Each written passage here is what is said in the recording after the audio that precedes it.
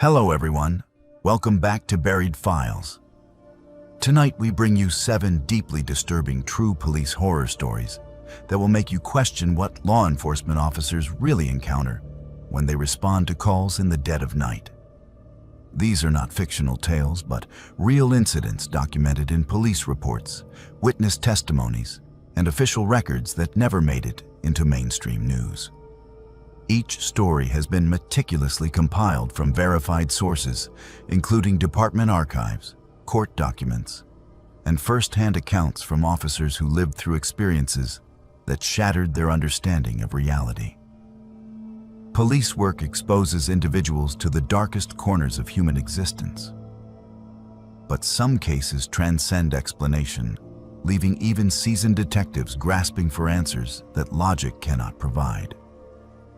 If you enjoy authentic horror content that bridges the gap between true crime and the unexplained, subscribe to Buried Files and hit the notification bell so you never miss our investigations into cases that blur the line between criminal activity and the supernatural. After you listen to these harrowing accounts, we want to hear from you in the comments below about whether you believe some incidents defy rational explanation, or if there is always a logical answer waiting to be discovered. Now settle in as we examine 7 cases that pushed law enforcement officers to their absolute breaking point and left permanent scars on those who dared to investigate the darkness. Officer Carter had been working the graveyard shift for 3 years, and in that time, he had responded to hundreds of domestic disturbance calls. Most of them followed the same predictable pattern. Neighbors would report shouting or the sound of breaking glass. He would arrive at the scene, separate the arguing parties, take statements, and either make an arrest or leave after tensions cooled. It was routine work that rarely surprised him anymore. But the call that came through dispatch at 2:47 a.m. on a freezing February morning would shatter every assumption Carter had about what was possible in his line of work. The address was 4738 Millbrook Road, an isolated farmhouse about 20 minutes outside of town. The dispatcher relayed that a woman had called 911, reporting that someone was trying to break into her home. She said her husband was away on business and that she was alone with her 2 children. The call had been frantic, the woman's voice high and trembling. Then the line went dead. Dispatch tried calling back multiple times, but no one answered. Carter confirmed he was en route and pushed his patrol car faster along the dark country roads. When he arrived at the property, everything looked wrong from the start. The long gravel driveway led to a 2-story white farmhouse surrounded by empty fields. Every single light in the house was blazing bright, illuminating the barren yard and casting long shadows across the frost-covered grass. The front door stood wide open despite the sub-freezing temperature. A family sedan sat in the driveway, its hood cold to the touch. Carter approached slowly, his hand resting on his service weapon as he called out to announce his presence. No one answered. He stepped through the open doorway into the living room and immediately felt the warmth of the heating system running at full blast. The television was on, playing a late-night infomercial with the volume turned low. Children's toys were scattered across the carpet in the middle of what appeared to be an interrupted playtime. A pink stuffed rabbit lay face down near the couch. Building blocks formed a half-finished tower. A child's drawing sat on the coffee table, the crayons still scattered beside it, as though the young artist had been called away suddenly. Carter called out again, identifying himself as police. The house remained silent, except for the low hum of the television and the forced air heating. He moved through the living room into the kitchen and found a scene that made his skin crawl. The kitchen table was set for dinner with 4 place settings. 3 plates still held food, a casserole of some kind with green beans and dinner rolls on the side. The food was still warm, steam rising faintly from one of the plates. Glasses of milk sat beside each plate, barely touched. A fourth chair had been knocked over backward and lay on the floor. The phone hung off the wall mount, the handset dangling by its cord and swaying slightly. Carter picked up the receiver and heard only a dial tone. This was the phone the 911 call had come from. Carter's training told him to clear the house room by room, to ensure there was no immediate threat before investigating further.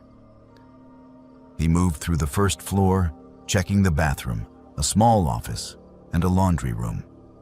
All empty. All showing signs of recent occupation, but no people. In the office, a computer was still running, its screen displaying a paused video game. In the laundry room, the washing machine had completed its cycle, the wet clothes sitting inside, waiting to be transferred to the dryer. Upstairs, he found 3 bedrooms. The master bedroom had an unmade bed and clothes laid out on the comforter as though someone had been deciding what to wear. The 2 smaller bedrooms clearly belonged to children, a boy and a girl based on the decorations. Both rooms were neat, beds made, everything in order. Carter returned downstairs and stood in the kitchen, trying to make sense of what he was seeing. A family had been here less than an hour ago. They had been eating dinner. The children had been playing. Then something had happened that caused them to leave so suddenly they did not even turn off the lights or close the front door. But their car was still here. The temperatures outside were well below freezing. Where could they have gone on foot? And why? That was when Carter noticed the basement door. It was located off the kitchen, partially hidden behind a pantry cabinet. The door was slightly ajar, just a few inches, enough to reveal darkness beyond. Carter had not checked the basement yet. He approached the door slowly and pulled it fully open. A wooden staircase descended into blackness. The light switch was on the wall at the top of the stairs, but when Carter flipped it, nothing happened. The basement lights were out, either switched off from below or the bulbs were dead. He retrieved his flashlight from his duty belt and shone it down the stairs. The beam cut through the darkness, revealing concrete steps leading down to a cement floor. Carter descended slowly, testing each step before putting his full weight on it. The wooden stairs creaked under his boots. The air grew colder as he went down, noticeably colder than the heated house above. His flashlight beam swept across the basement as he reached the bottom step. It was a large, unfinished space with concrete walls and exposed wooden beams across the ceiling. Storage boxes were stacked along one wall. An old furnace stood in the corner, connected to ductwork that branched across the ceiling. A washer and dryer sat against another wall, older models that appeared to be backups for the newer set upstairs. Everything looked normal for a farmhouse basement. Then Carter heard it. A faint scraping sound, like something being dragged across concrete. It came from the far corner of the basement, beyond the reach of his flashlight. He called out, identifying himself again as police, ordering anyone present to show themselves. The scraping stopped. Silence filled the basement, thick and oppressive. Carter moved forward, sweeping his light across the space. The beam landed on the far corner and he saw it. A section of the concrete wall had been removed, not broken or damaged, but carefully taken apart brick by brick. Behind the wall was a dark opening, a tunnel that led deeper into the earth beneath the house. The tunnel was roughly 4 feet high and 3 feet wide, clearly hand-dug through dirt and clay. Wooden supports had been installed along the sides and top, preventing collapse. The scraping sound came from somewhere inside that tunnel. Carter felt every instinct in his body screaming at him to call for backup, to get out of this basement and wait for other officers to arrive. but the 911 call had mentioned children. If there was any chance those kids were down here, he could not wait. He crouched down and entered the tunnel, his flashlight held in one hand and his other hand on his weapon. The tunnel extended about 15 feet before opening into a larger chamber. Carter emerged into a dugout room approximately 10 feet by 10 feet with the same wooden supports holding back the earthen walls. The ceiling was just tall enough for him to stand if he hunched slightly. What he saw in that chamber would stay with him every single day for the rest of his life. The room had been furnished like a living space. There was a cot with blankets. A small battery-powered lantern sat on an overturned crate that served as a table. Empty food containers were stacked in one corner. But what drew Carter's attention was the wall opposite the entrance. It was covered in photographs, hundreds of them, tacked to the wooden support beams. They were surveillance photos of the family who lived in the house above. Photos of the mother taking out trash, photos of the children playing in the yard, photos taken through windows showing the family eating dinner, watching television, sleeping in their beds. Some of the photos were dated, going back over 2 years. In the center of the photograph wall was a large hand-drawn map of the house's interior, every room labeled with notes about the family's daily routines.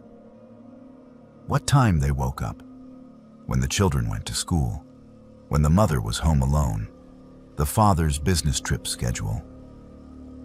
Everything about their lives had been documented with obsessive detail.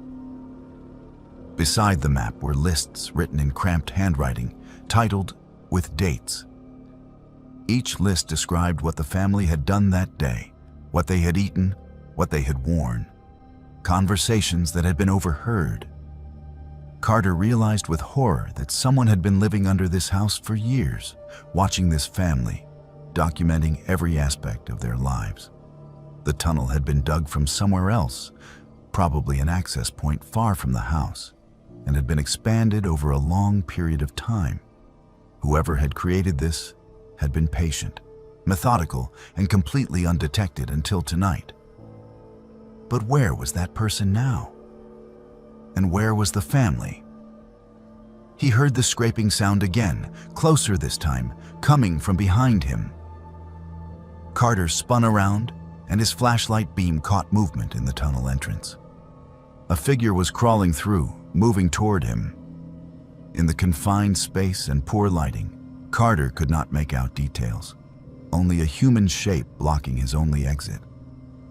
He drew his weapon and shouted commands to stop and show hands. The figure kept coming, faster now, scrambling forward on hands and knees. Carter made a split-second decision. He could not fire in this confined space without knowing who he was shooting at. It could be one of the family members. He moved to the side as much as the cramped chamber allowed and aimed his flashlight directly at the approaching figure. The beam illuminated a man's face, wild-eyed and dirt-covered, mouth open in a silent grimace. The man lunged forward, and Carter had no choice.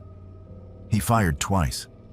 The sound was deafening in the underground chamber, his ears ringing as the figure collapsed in the tunnel entrance. Carter immediately called for backup on his radio, surprised that he still had reception this far underground.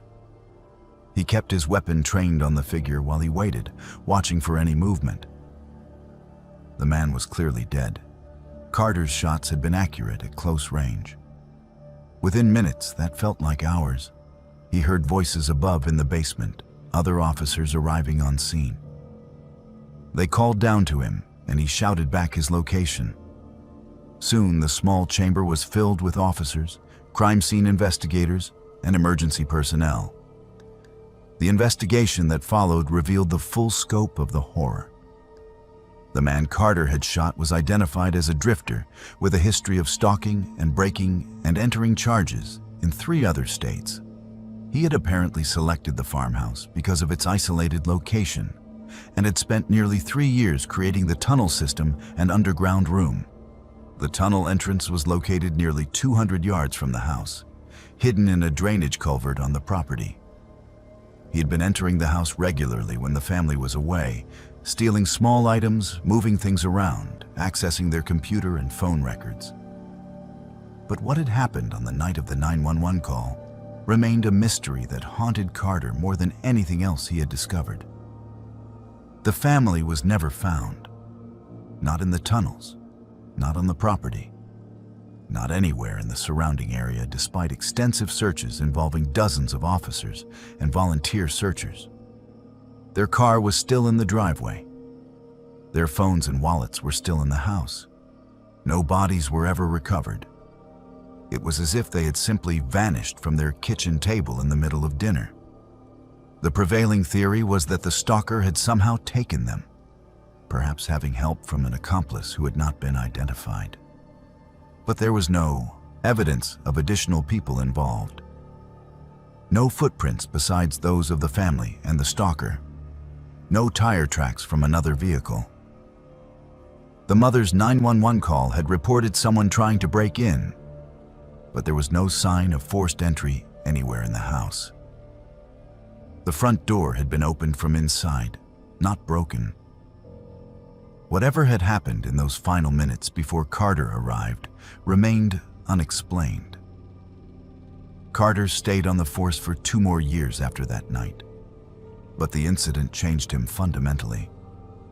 He had nightmares about the underground room, about the photographs covering the wall, about the stalker's face in his flashlight beam. But worse than any of that was the knowledge that he had been too late. If he had arrived 10 minutes earlier, 5 minutes earlier, he might have saved that family. 3 people had vanished, 2 of them children, and despite his best efforts, he had failed to protect them. He thought about them constantly. He visited the farmhouse multiple times during the investigation, walking through rooms that still held that family's possessions, frozen in time from the night they disappeared. He attended press conferences where the mother's relatives pleaded for information. He searched databases for any sign that the missing family members had been found, hoping for closure that never came. The case remained open, technically, but with no new leads and no evidence of what had actually happened. It grew cold. Eventually, Carter requested a transfer to a desk position, unable to continue patrol work without thinking about that night every time he responded to a call. He completed his required years for pension and retired early, moving to another state where he could try to build a life that was not overshadowed by the memory of what he had found beneath that farmhouse. But he never truly escaped it. The case file still sat in an evidence room somewhere, gathering dust alongside hundreds of other unsolved mysteries. And somewhere, the truth about what happened to that family remained hidden, known only to whatever force had taken them from their home on that frozen February night. Detective Thompson had worked the night shift for 8 years, and he thought he had seen every type of domestic violence case that existed. He had responded to apartments where couples screamed at each other over money.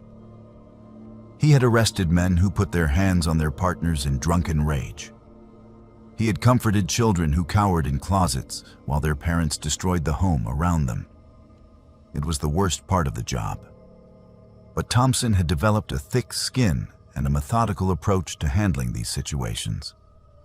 De-escalate, separate, document, arrest if necessary. The system was not perfect, but it usually worked to stop the immediate violence and give victims a chance to escape dangerous situations. What Thompson did not expect was to respond to a call where the violence had nothing to do with the relationship between the people involved and everything to do with something neither of them could control. The call came in at 11:43 p.m. on a Wednesday night. A frantic woman reported hearing screaming from the apartment next to hers, apartment 4B, in a low-income housing complex on the east side of town. The woman said she had heard a man and woman arguing loudly for about 10 minutes. Then the argument had turned to screaming. Then she heard sounds of a struggle and something breaking. She had called 911 immediately. Thompson and his partner, Officer Rodriguez, were only a few blocks away when the call came through. They arrived at the complex within 4 minutes. The apartment building was a 3-story structure that had seen better days. Peeling paint, cracked concrete steps, dim lighting in the hallways. Thompson and Rodriguez entered through the main door and climbed the stairs to the second floor. As they approached apartment 4B, they could see a small crowd had gathered in the hallway. 3 neighbors stood outside their own apartments, drawn by the commotion. An older woman in a bathrobe was pounding on the door of 4B with her fist, shouting for whoever was inside to open up. This was the woman who had made the 911 call. Thompson asked her to step back and approach the door himself. He knocked firmly and identified himself as police, ordering anyone inside to open the door. For a moment there was silence. Then he heard it. A low moaning sound, distinctly male, coming from inside the apartment. It was a sound of pain, desperate and weakening. Thompson knocked again, louder this time, repeating his commands. No response except for that terrible moaning. He looked at Rodriguez, and they both understood what had to happen. Someone inside was injured and needed immediate help. They had grounds to make entry. Rodriguez retrieved the battering ram from their patrol car, while Thompson continued to announce their presence. The neighbors watched with wide eyes as the 2 officers positioned themselves at the door. On the count of 3, Rodriguez swung the ram, and the door burst inward, the frame splintering around the lock. Thompson entered first, his hand on his weapon but not drawn, scanning the apartment for threats. What he saw in the small living room made him freeze for a split second before his training kicked in. A man lay on the floor in the center of the room, on his back, not moving. Blood pooled around his head, spreading across the worn carpet. Standing over him was a woman, maybe 30 years old, wearing jeans and a white t-shirt now splattered with red. Her hands were at her sides, shaking violently. Her eyes were fixed on the man on the floor, wide with shock. Between the woman and the door where Thompson stood was an overturned coffee table and the shattered remains of what had been a lamp.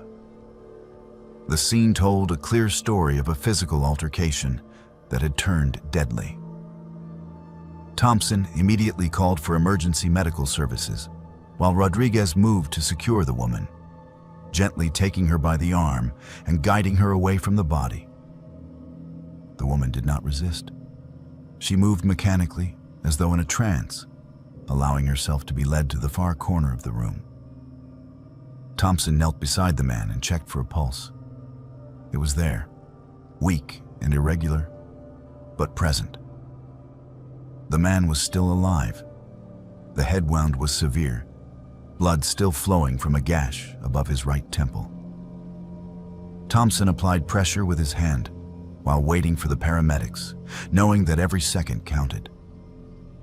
Rodriguez asked the woman what had happened. At first, she did not respond, just stared at the injured man with that same shocked expression. Rodriguez repeated the question more firmly. The woman finally spoke, her voice barely above a whisper. She said the man's name was Marcus. They did not know each other. He had knocked on her door 20 minutes ago, asking to use her phone because his car had broken down outside. She had let him in. They had been standing in the kitchen while he made his call. Then something had happened. Something had come over him. His whole body had gone rigid, his eyes had rolled back, and he had started speaking in a voice that was not his own. Thompson glanced up from the injured man, confused by this statement. Rodriguez asked her to clarify what she meant. The woman said that Marcus had turned toward her with his eyes still rolled back, showing only whites, and had started saying things in a deep, rasping voice. He said that she needed to die, that she was chosen, that it would be quick. Then He had lunged at her, hands reaching for her throat. She had run into the living room trying to get to the door. He had caught her and they had struggled. She had grabbed the lamp from the table and swung it at him, hitting him in the head. He had fallen and hit his head again on the corner of the coffee table as he went down. That was the last thing she remembered before the police arrived. Thompson and Rodriguez exchanged looks. The woman's story sounded like an obvious attempt to justify what had been a violent confrontation, claiming that the man had attacked her unprovoked and that she acted in self-defense. But there were problems with that narrative. First, if Marcus had truly attacked her with intent to kill, there should be marks on her throat or other signs of assault. Thompson could see from across the room that the woman's neck was unmarked. Second, neighbors had reported hearing an argument before the violence escalated. If Marcus had suddenly been possessed or had a seizure as the woman claimed, there would not have been time for an extended argument. Something about her story did not add up. The paramedics arrived and took over treatment of Marcus. They loaded him onto a stretcher and rushed him out of the apartment, heading for the nearest trauma center. Thompson knew the head injury was serious enough that Marcus might not survive. And if he died, this scene would become a homicide investigation. He needed to secure evidence and get a clear statement from the woman before anything was disturbed further. He informed her that she was being detained for questioning and read her rights. She nodded numbly, still in that same shocked state. Rodriguez began photographing the scene while Thompson interviewed the neighbors who had gathered. The older woman who had called 911 said she had heard the man and woman arguing loudly about money. The man had been accusing the woman of stealing from him.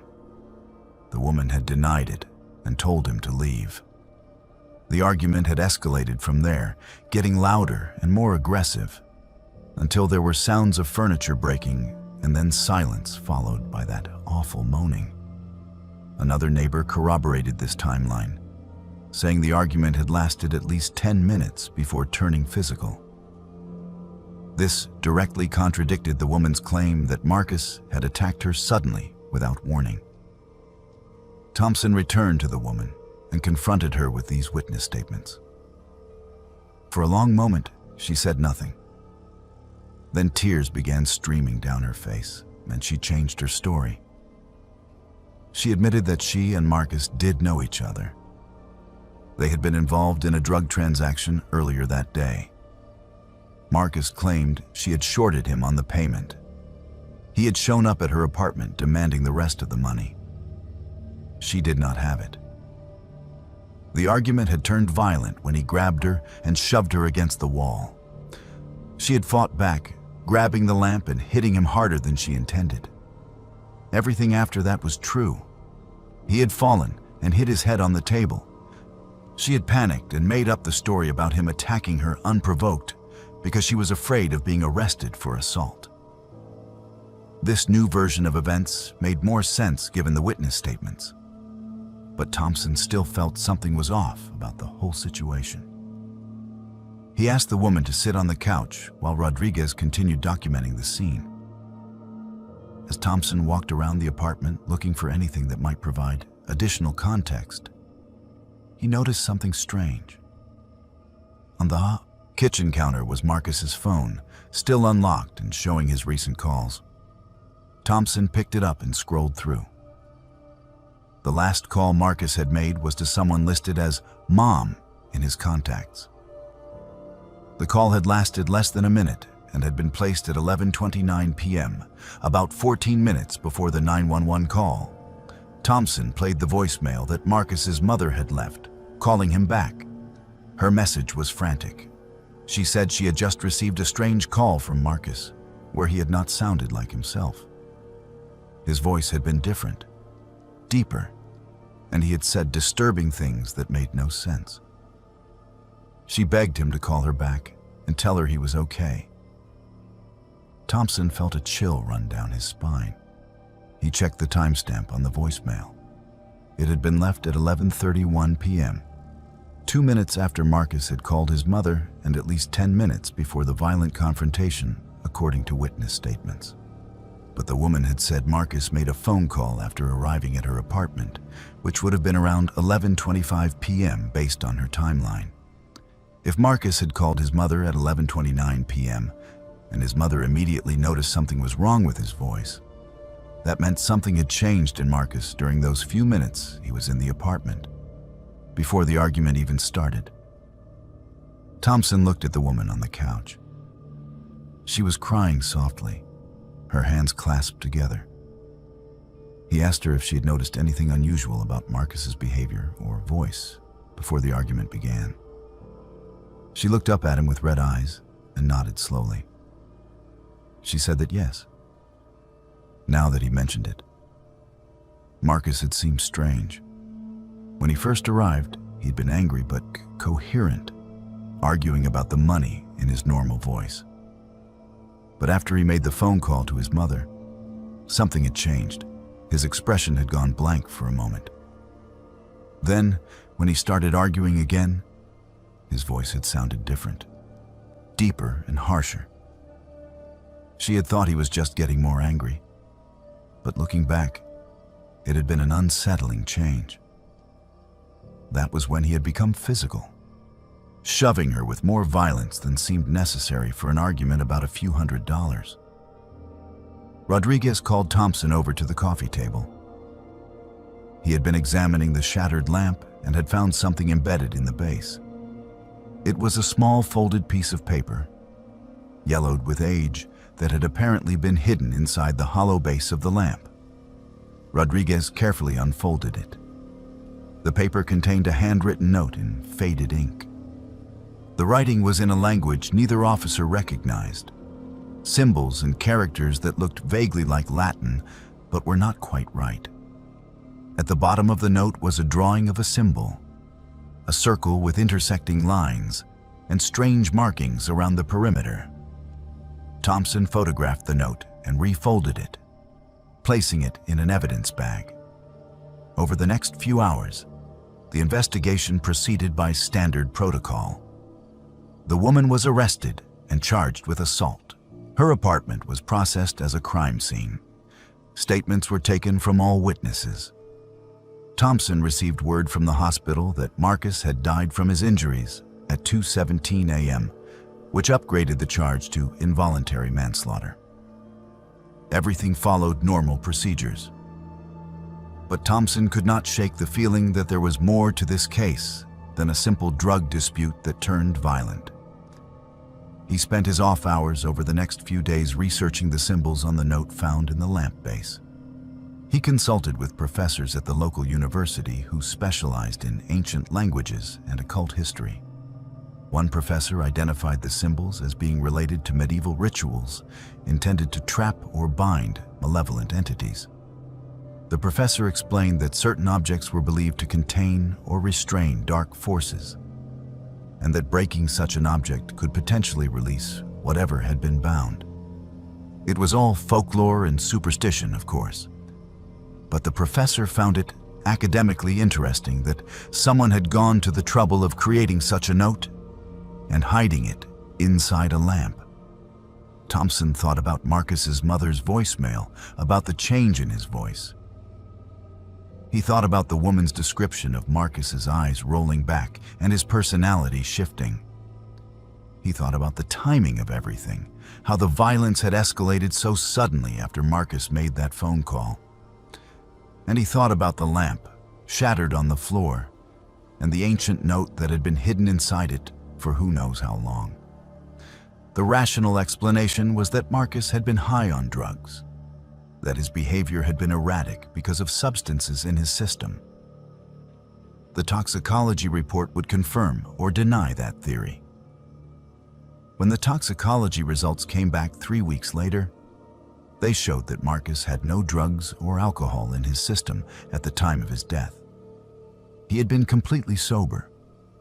The medical examiner noted this was unusual given the circumstances and the criminal history of both parties involved. but sometimes people made violent decisions without chemical influence. The case was closed with the woman pleading guilty to involuntary manslaughter. She received a sentence of 6 years with possibility of parole after 3. Justice was served, according to the system. But Thompson never forgot the details that did not quite fit. He kept a copy of the photograph of that strange note in his personal files. Sometimes late at night during his shifts, he would take it out and look at those symbols, wondering what they really meant. He wondered if there were forces in the world that could not be explained by police work and criminal psychology. He wondered if Marcus had truly been possessed by something malevolent in those final minutes of his life, something that had been released when that lamp shattered.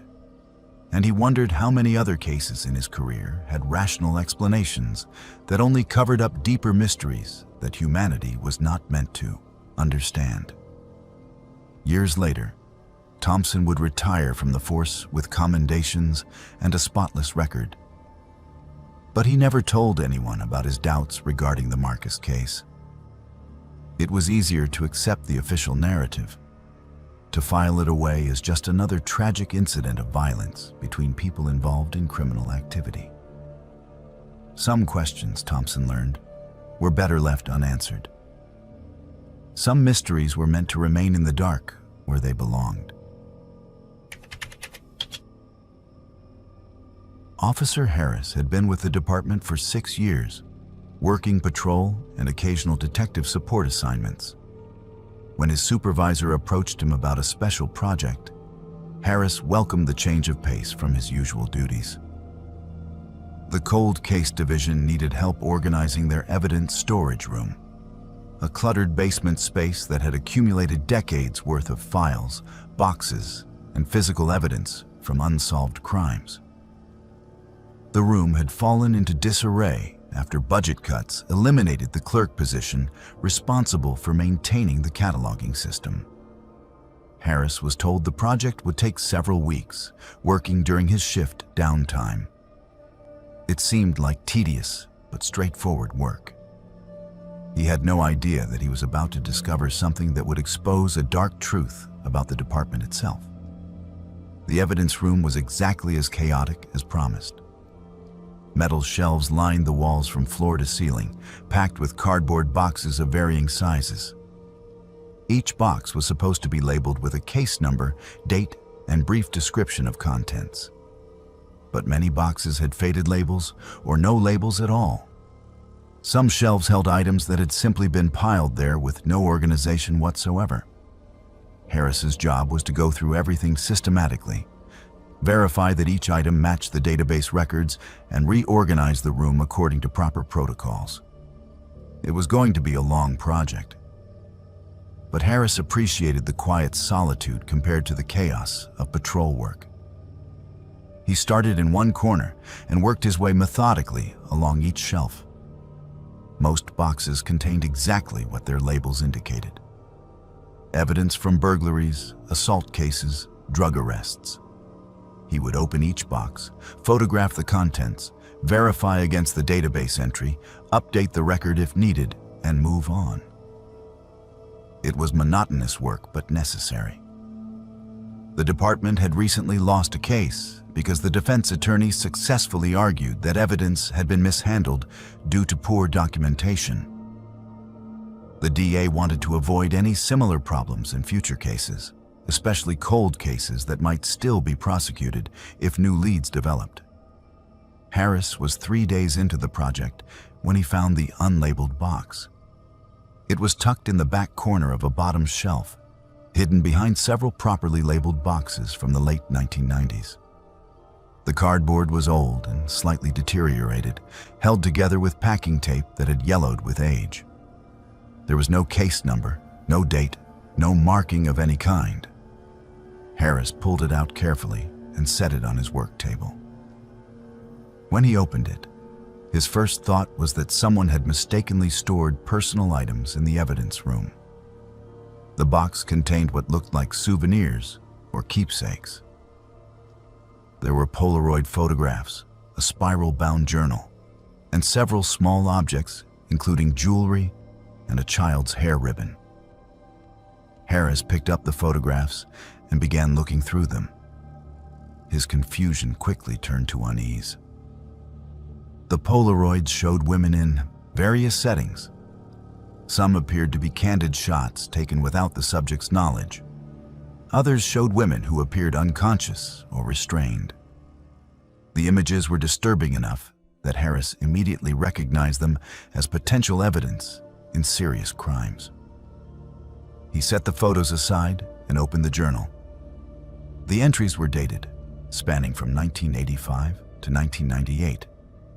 Each entry described surveillance activities, following women, learning their routines, planning opportunities for approach. The handwriting was neat and methodical, describing stalking behavior with clinical detachment. Harris felt his stomach turn as he read entry after entry, detailing predatory behavior targeting vulnerable women. Some entries ended with notes like "successful contact made" or "subject acquired." Harris realized with growing horror that he was reading the documentation of a serial predator's activities spanning over a decade. He immediately stopped reading and reached for his phone to call his supervisor. This evidence needed to be reviewed by detectives right away. But then he saw something that made him freeze with his phone in his hand. At the bottom of each Polaroid photograph was a signature, not printed or stamped, but hand-signed in blue ink. The signature read, D. Morrison. Harris knew that name. Officer David Morrison had been with the department for 30 years before retiring in 2003. He had died of a heart attack in 2011. Harris had never met him personally, but Morrison's photograph hung in the hallway outside the detective bureau alongside other officers who had received commendations during their careers. Morrison had been well respected, even honored for his work on several high-profile cases in the 1990s. Why would his signature be on evidence photographs from what appeared to be stalking and assault cases? Harris set down his phone and picked up the journal again, this time looking more carefully at the entries. He cross-referenced the dates and descriptions with his phone, searching online for missing persons cases from those years. What he found made his blood run cold. 3 of the women described in detail in the journal matched descriptions of women who had gone missing from the area during the 1980s and 1990s. The cases had never been solved. The women had simply vanished, leaving no trace. Police at the time had investigated, but found no leads. The cases had gone cold and eventually been filed away, presumably stored somewhere in this very evidence room. Harris spent the next hour cross-referencing more entries from the journal with historical case files. He found 5 additional women whose disappearances matched the journal's descriptions in terms of dates, locations, and physical descriptions. 8 women total. 8 unsolved missing persons cases spanning 13 years. And this box, containing documentation of their stalking and presumed abductions, had been hidden in the evidence room with no case number, no official record, signed by an officer who had worked those original investigations. The implications were staggering. Either Officer Morrison had collected this evidence during legitimate investigations and failed to properly document it, or Morrison himself had been the predator, and this box was his personal collection of trophies. Harris tried to think of innocent explanations. Maybe Morrison had been conducting an unauthorized investigation into a suspect and kept the evidence separate for some reason. Maybe the box had been misfiled and the signature was simply Morrison's way of documenting his handling of the evidence. But none of these explanations held up to scrutiny. There was no reason for an officer to sign his own name on photographs of victims. There was no protocol that would justify hiding evidence in an unlabeled box. And the journal entries were written in first person, describing the stalking activities as though the writer was committing them, not investigating them. Harris called his supervisor and explained what he had found. Within an hour, 2 detectives from Internal Affairs arrived at the evidence room. They reviewed the contents of the box while Harris provided a detailed account of how he had discovered it. The detectives' expressions grew increasingly grim as they examined the photographs and read sections of the journal. They confiscated the box and instructed Harris not to discuss his discovery with anyone. The matter would be investigated internally before any public disclosure. Over the following weeks, Harris learned through careful unofficial channels what the investigation had uncovered. The Internal Affairs detectives had matched the items in the box to 6 of the 8 missing women from the journal descriptions. The jewelry and hair ribbon belonged to 2 of the victims, confirmed through family members who still had photographs showing their loved ones wearing those exact items. The Polaroids had been analyzed and confirmed as authentic photographs from the correct time period. The journal's handwriting had been compared to samples from Officer Morrison's personnel file and was determined to be a match. The conclusion was unavoidable. Officer David Morrison had been a serial predator who had used his position in law enforcement to stalk and abduct women over a period of at least 13 years. He had kept evidence of his crimes hidden in the department's own evidence room, confident that the disorganized state of the facility would prevent discovery. And he had been right for decades. Morrison had retired with full honors, lived out his remaining years as a respected member of the community, and died without ever facing justice for his crimes. The victims' families had spent decades wondering what happened to their daughters, sisters, and mothers, never knowing that the truth was locked in a box in the police department basement. The department faced an impossible decision. Revealing Morrison's crimes would bring closure to the victims' families and allow the cases to be officially solved. But it would also expose the fact that a predator had operated within the department for years without detection. It would raise questions about supervision, accountability, and how many other officers might have known or suspected something. The scandal would damage public trust and potentially open the department to lawsuits from the victims' families. After weeks of internal debate, the department made its choice. A press conference was held. The police chief announced that new evidence had been discovered in 6 cold case missing persons investigations. The evidence pointed to a deceased individual who could not be prosecuted, but whose identity would be released to bring closure to the families. Officer David Morrison's name was made public. His photograph was removed from the hallway of honors. The victims' families were notified privately before the public announcement. Some expressed relief at finally knowing the truth. Others expressed anger that Morrison had escaped justice. All of them filed lawsuits against the department for negligent supervision and failure to protect the public from a known threat. Though the department maintained that Morrison's crimes had been completely unknown until the discovery of the evidence box. Harris completed his evidence room reorganization project over the following months. He found no other hidden boxes or undocumented evidence. But the work had lost its peaceful solitude. Every box he opened now carried the possibility of containing another terrible secret.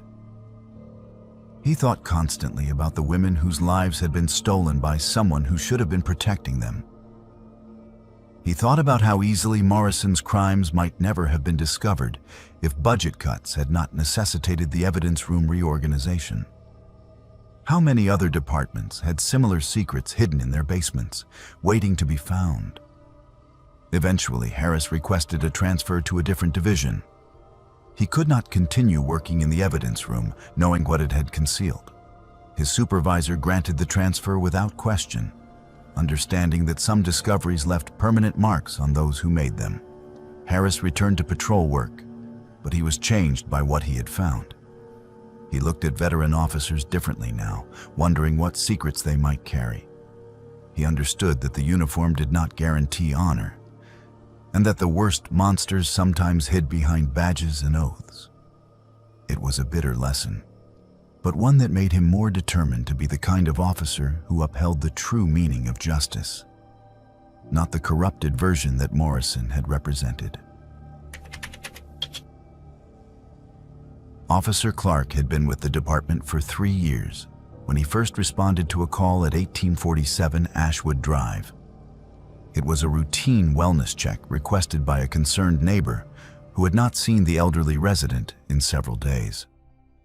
When Clark arrived at the property, he found an abandoned house with boarded windows and a front yard overgrown with weeds. The neighbor who made the call apologized profusely, saying she must have gotten the address wrong. Clark filed a report noting the house was vacant and thought nothing more of it. But that was just the first time. Over the next 3 years, Clark would respond to 1847 Ashwood Drive 16 more times, and each visit would become progressively more unsettling until the final call that would make him question everything he thought he understood about reality. The second call came 4 months after the first. This time, it was a noise complaint. A resident 2 blocks away reported hearing screaming coming from the direction of Ashwood Drive in the middle of the night. Clark was dispatched along with his partner to investigate.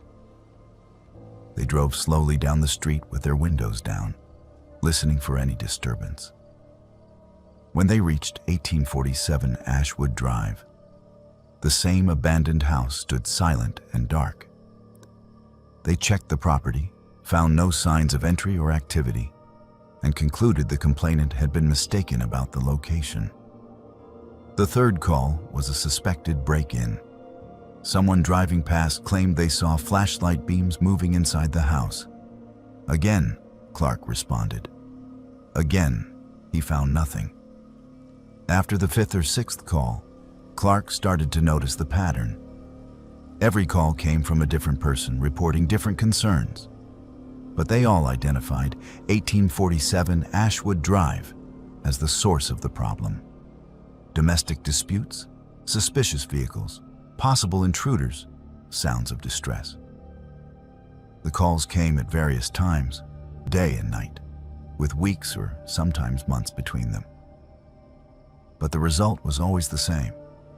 By the time police arrived, there was nothing to find.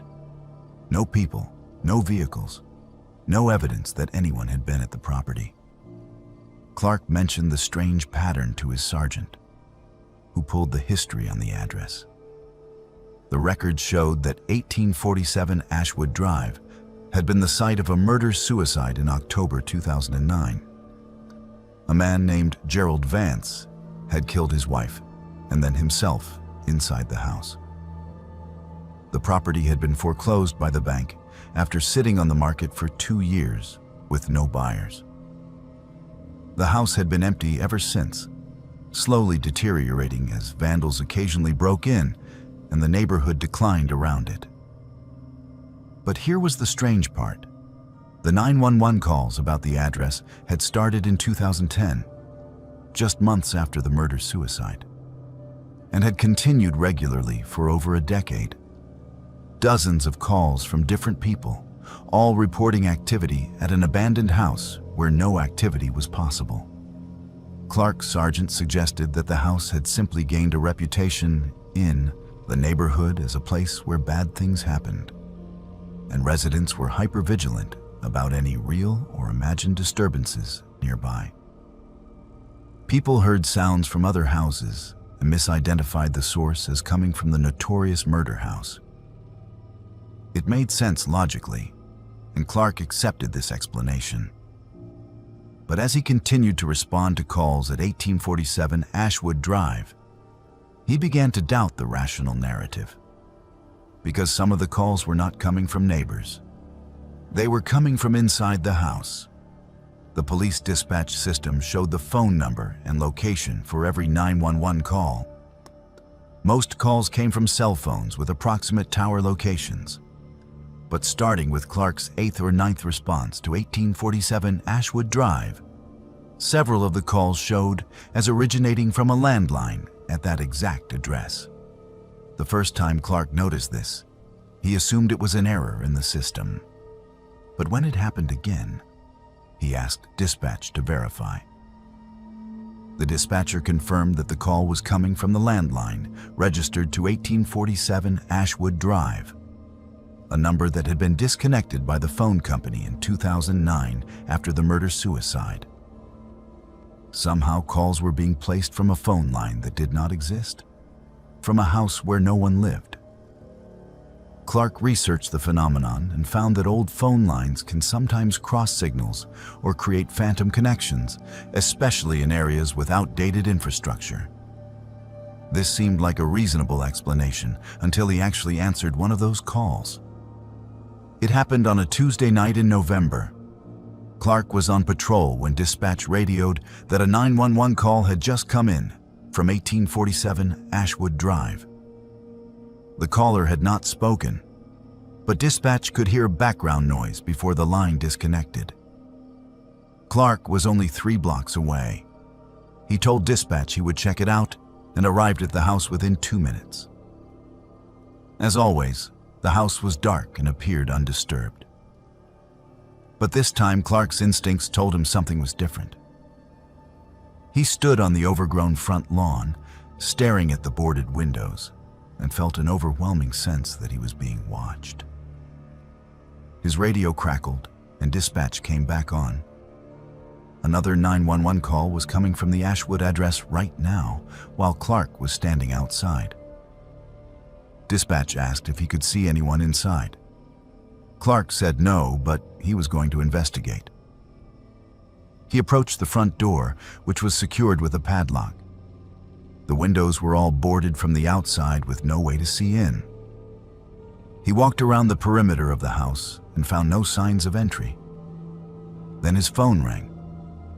The caller ID showed the number for 1847 Ashwood Drive. Clark answered. For several seconds there was silence. Then he heard breathing on the other end. Heavy, labored breathing, like someone in distress. Clark identified himself and asked who was calling. The breathing continued. Then a voice spoke, distorted and barely audible. It said his name. Clark. Just his last name, spoken in a raspy whisper. The line went dead. Clark immediately radioed for backup and drew his weapon. If someone was inside that house with access to a phone, they were trespassing and potentially dangerous. More concerning was the fact that they knew his name. 3 other units responded within minutes. The officers forced entry through the front door and cleared the house room by room with flashlights. The interior was exactly what one would expect from an abandoned property. Water damage, peeling wallpaper, trash left by squatters and vandals. In the master bedroom, they found the stains on the carpet where the bodies had been discovered years earlier. But there were no people inside, no phone equipment. No way anyone could have made those calls. The officers conducted a thorough search, checking every closet, every corner, even the crawl space under the house. Nothing. Clark's sergeant ordered a technical investigation. The phone company sent a technician to verify the landline status. The technician confirmed that the line to 1847 Ashwood Drive had been permanently disconnected in 2009. The physical phone line had been cut at the street junction box. There was no possible way for that number to place calls. Yet the 911 system logs showed multiple calls from that exact number over the past several years, including the ones that had just occurred while officers were on scene. The technician had no explanation for how this was possible. Over the next few months, the calls from 1847 Ashwood Drive continued.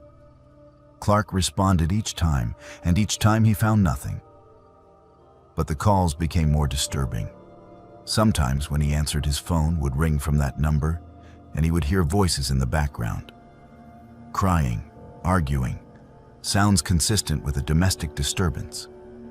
Once he heard what sounded like a woman screaming, followed by two loud bangs like gunshots, then silence. Each time he rushed to the house and found it empty. Clark became obsessed with understanding what was happening. He researched the history of Gerald and Patricia Vance, the couple who had died in the house. He interviewed neighbors who remembered them. They described an unhappy marriage, frequent arguments, police calls for domestic disputes. Gerald had been controlling and abusive. Patricia had tried to leave him several times, but always returned. On the night of the murder-suicide, neighbors heard shouting, then screams, then gunshots.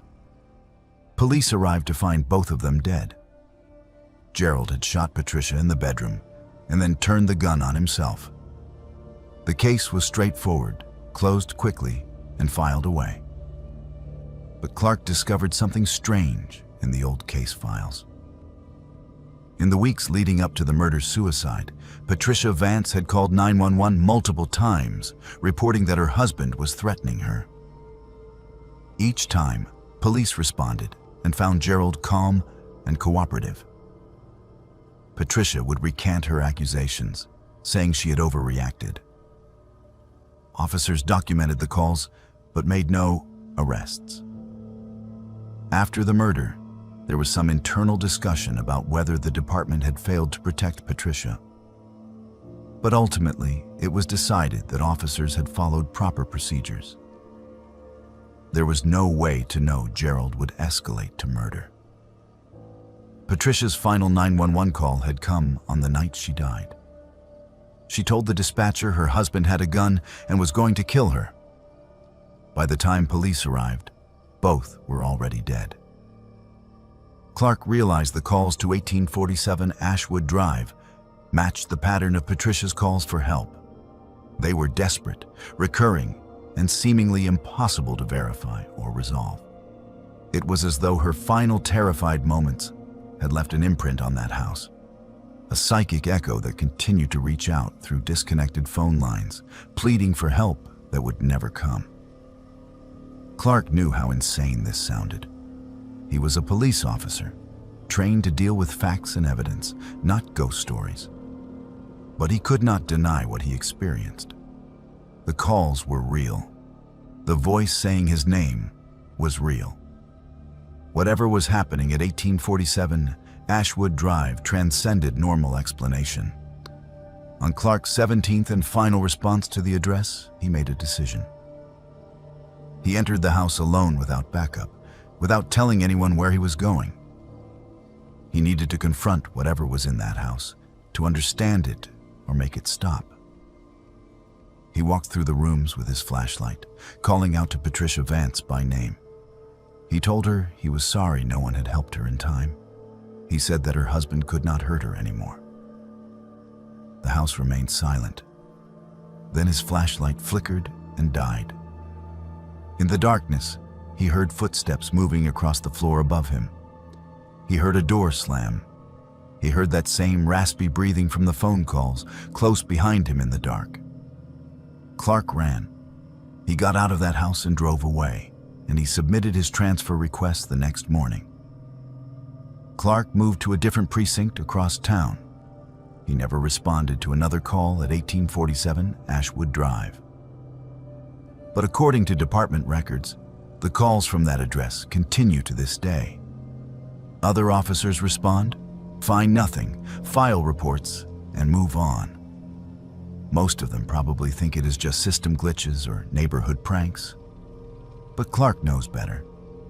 Some places hold on to their trauma, replaying their worst moments like recordings that never stop. And some calls for help echo forever, unanswered, waiting for someone brave enough or foolish enough to finally listen. Officer Lewis had conducted thousands of traffic stops during his 7 years on patrol. The routine was always the same. Lights and sirens, pull the vehicle over, approach with caution, check license and registration, issue citation or warning, move on. Most stops were uneventful, Speeding tickets, broken tail lights, expired tags. Occasionally, there would be an arrest for outstanding warrants or drug possession. But those situations followed predictable patterns. Lewis prided himself on his ability to read people and assess threats quickly. He trusted his instincts and his training. But nothing in his experience prepared him for what happened on Highway 9 just after midnight on a moonless November night. Lewis was working the late shift, patrolling the rural stretch of highway that connected two small towns. Traffic was light at that hour, mostly long-haul truckers and the occasional commuter heading home from a late shift. He was parked in his usual spot near mile marker 47, running radar, when a dark sedan passed going 58 in a 55 zone. Technically over the limit, but Lewis normally would not pull someone over for 3 miles per hour. However, as the sedan passed under a street light, he noticed the right taillight was out. That was a legitimate safety violation. He pulled onto the highway and activated his lights. The sedan slowed immediately and pulled onto the shoulder. No attempt to flee or delay. The driver was being cooperative, which Lewis appreciated. He called in the stop to dispatch, providing the license plate number and his location. Then he approached the vehicle on the driver's side, his flashlight in hand and his other hand resting near his weapon. Standard procedure. The driver's window rolled down as Lewis approached. Inside was a man who appeared to be in his mid-40s, wearing a button-down shirt and glasses. He looked like an accountant or office worker. Nothing threatening about him. Lewis introduced himself and explained the reason for the stop. The man nodded and reached for his wallet without being asked. He handed over his driver's license politely. Lewis examined it. The name was Michael Harrison, address in the next county over. No obvious signs of tampering or forgery. The photo matched the man behind the wheel. Lewis asked for the vehicle registration and insurance. The man opened the glove compartment and retrieved the documents, handing them over with the same calm cooperation. Everything seemed completely normal. Lewis returned to his patrol car to run the information through the system. He entered the license plate number into the computer and waited for the results. The system took longer than usual to respond, which was not uncommon on the older patrol car computers. When the results finally appeared, Lewis felt his first twinge of confusion. The plate number returned no results. Not suspended, not stolen, just nothing. The system showed no vehicle registered to that plate number in any state database. Lewis tried again, carefully re-entering the numbers and letters. Same result. No vehicle found. He tried the VIN number from the registration document. Again, nothing. The VIN did not exist in any records. Lewis sat in his patrol car, staring at the computer screen, trying to make sense of what he was seeing. A vehicle could not be on the road without registration. Every car, truck, and motorcycle had to be registered with a state DMV and assigned a VIN number during manufacture. There was no way for a vehicle to simply not exist in the system unless the plates were fake or the VIN had been removed and replaced with a false number. But the plates and VIN looked legitimate, not homemade or tampered with. This was becoming suspicious quickly. Lewis radioed dispatch and explained the situation. The dispatcher ran the information again from her end and confirmed the same results. No record of the vehicle or VIN. She asked if Lewis wanted backup. He considered it, but decided to approach the driver again first and get clarification before escalating the situation. Maybe there was a simple explanation. Perhaps the registration was recently processed and had not entered the system yet. Lewis got out of his patrol car and walked back toward the sedan, his instincts now on high alert. As he approached the driver's window again, Lewis shone his flashlight into the vehicle to get a better look at the interior. The back seat was empty except for a briefcase and a jacket. Nothing unusual. But as his light swept across the car, he noticed something that made him stop. The driver's reflection in the rearview mirror did not match the man sitting in the driver's seat. The reflection showed someone younger, with different facial features and no glasses. Lewis blinked and looked again. The reflection was back to normal, matching the driver. He convinced himself it had been a trick of the light or the angle of his flashlight. Lewis asked the driver about the registration issue. The man looked confused and said the car was registered properly, that he had just renewed the registration 2 months ago. He seemed genuinely puzzled by the problem. Lewis asked him to step out of the vehicle. The man complied without protest, opening the door and standing beside the car. Lewis asked if there was anything in the vehicle that Lewis should be aware of. Any weapons, drugs, or illegal items. The man said no. Lewis asked if he could search the vehicle. The man hesitated, then said yes. Lewis began searching the car while the man stood on the shoulder watching. The front seats revealed nothing unusual. Registration and insurance documents in the glove box, a phone charger in the center console, a half-empty water bottle in the cup holder. Lewis moved to the back seat. The briefcase was unlocked. Inside were papers, what looked like financial documents or work reports. The jacket in the back seat had nothing in the pockets. Lewis was about to conclude the search when he noticed something odd about the back door on the passenger side. It was slightly ajar, not fully closed. Lewis had not seen the door open. He looked at the man standing by the front of the car. The man was watching him, but said nothing. Lewis opened the back door fully to check if something was preventing it from closing properly. As the door swung open, he looked into the back seat and froze. Sitting in the back seat was a figure, a person. Someone had been there the entire time, sitting perfectly still in the shadows, where Lewis had not seen them when he first shone his light through the windows. The figure was wearing dark clothes and had their head down as though sleeping. Lewis immediately drew his weapon and ordered the person to show their hands and exit the vehicle. The figure did not move. Lewis shouted the command again, his heart pounding. Still no response. He reached forward carefully and touched the figure's shoulder. The moment his hand made contact, the figure collapsed. It fell sideways onto the seat, and Lewis realized with horror that it was not a person. It was clothing arranged to look like a person, stuffed with something to give it shape, a decoy. But why would someone create a fake passenger? Lewis looked up at the driver, who was still standing calmly by the front of the car. Their eyes met. The driver smiled. It was not a friendly smile. Lewis ordered the man to get on the ground. The man did not comply. Instead, he turned and started walking away from the car, moving toward the darkness beyond the highway shoulder.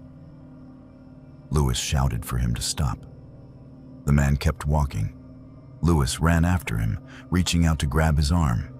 His hand passed through empty air. The man was there. Lewis could see him clearly, but his hand found nothing solid to grab. Lewis tried again with the same result. It was as though the man was not physically present, just an image or projection. Lewis backed away, his mind struggling to process what was happening. He drew his weapon and aimed it at the figure, shouting commands that went unanswered. The man stopped walking and turned to face Lewis. Then his appearance began to change. His features shifted, becoming younger and then older, cycling through different faces too quickly to track. His clothes changed colors. His height seemed to fluctuate. Lewis was looking at something that was not human, something that only resembled a person. the figure spoke.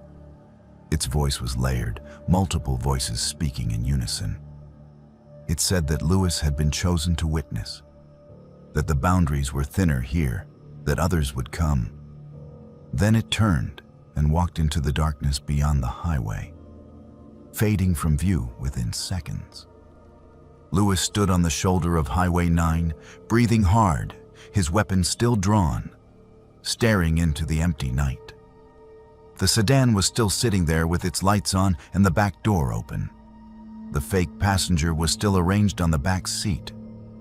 Lewis radioed for backup, his voice shaking as he tried to explain what had just happened. 2 units responded and arrived within 15 minutes. By the time they got there, Lewis had checked the sedan thoroughly. There was no driver's license or registration in the vehicle now, though Lewis was certain he had handled those documents. The glove box was empty. The briefcase in the back seat was gone. Only the clothing dummy remained, arranged to look like a sleeping passenger.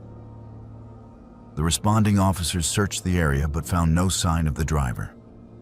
They documented the abandoned vehicle and called for a tow truck. The sedan was impounded and examined by investigators. The VIN number was confirmed to not exist in any database. The plates were traced and found to have been reported stolen from a junkyard 3 states away 2 years earlier. How the vehicle was constructed or where it came from remained a mystery. The clothing used to create the fake passenger was analyzed and determined to be common retail items available at any department store. There were no fingerprints anywhere in or on the vehicle. No DNA. No trace evidence that would identify who had been driving it. Lewis filed an official report describing the traffic stop and the driver's disappearance. He did not include the details about the changing reflection, the inability to physically touch the driver, or the shifting appearance. Those elements would have made him sound insane. Even his edited report was met with skepticism. The investigating detective suggested Lewis had been the victim of an elaborate prank, that someone had abandoned the vehicle after seeing the lights and fled on foot. The fake passenger was explained as either a joke or an attempt to use the HOV lane. Lewis did not argue.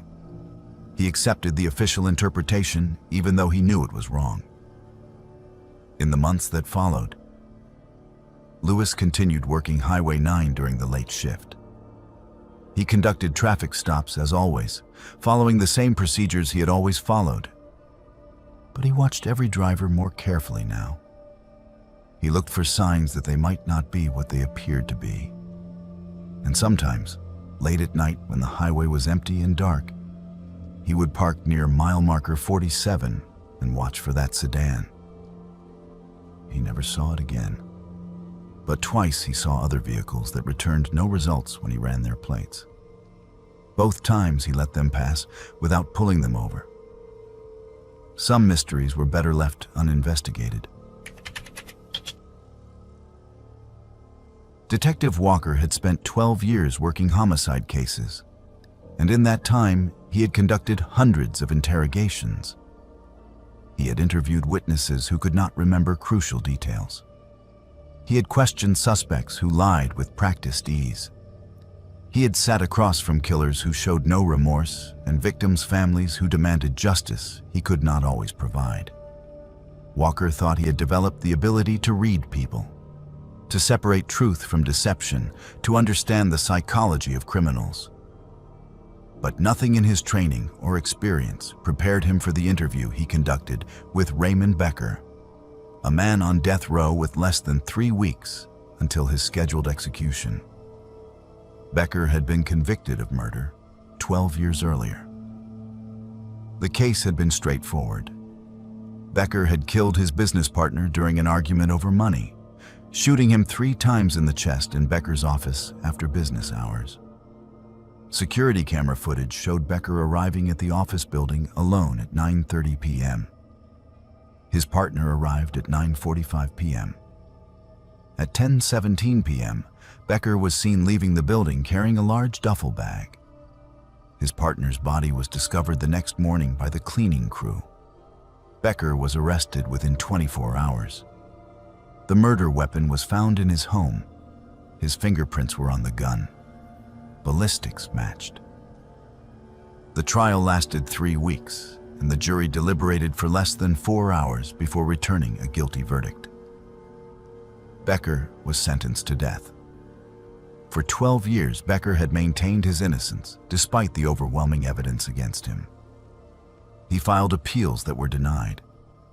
He gave interviews to reporters claiming he had been framed. His lawyers exhausted every legal avenue trying to overturn the conviction.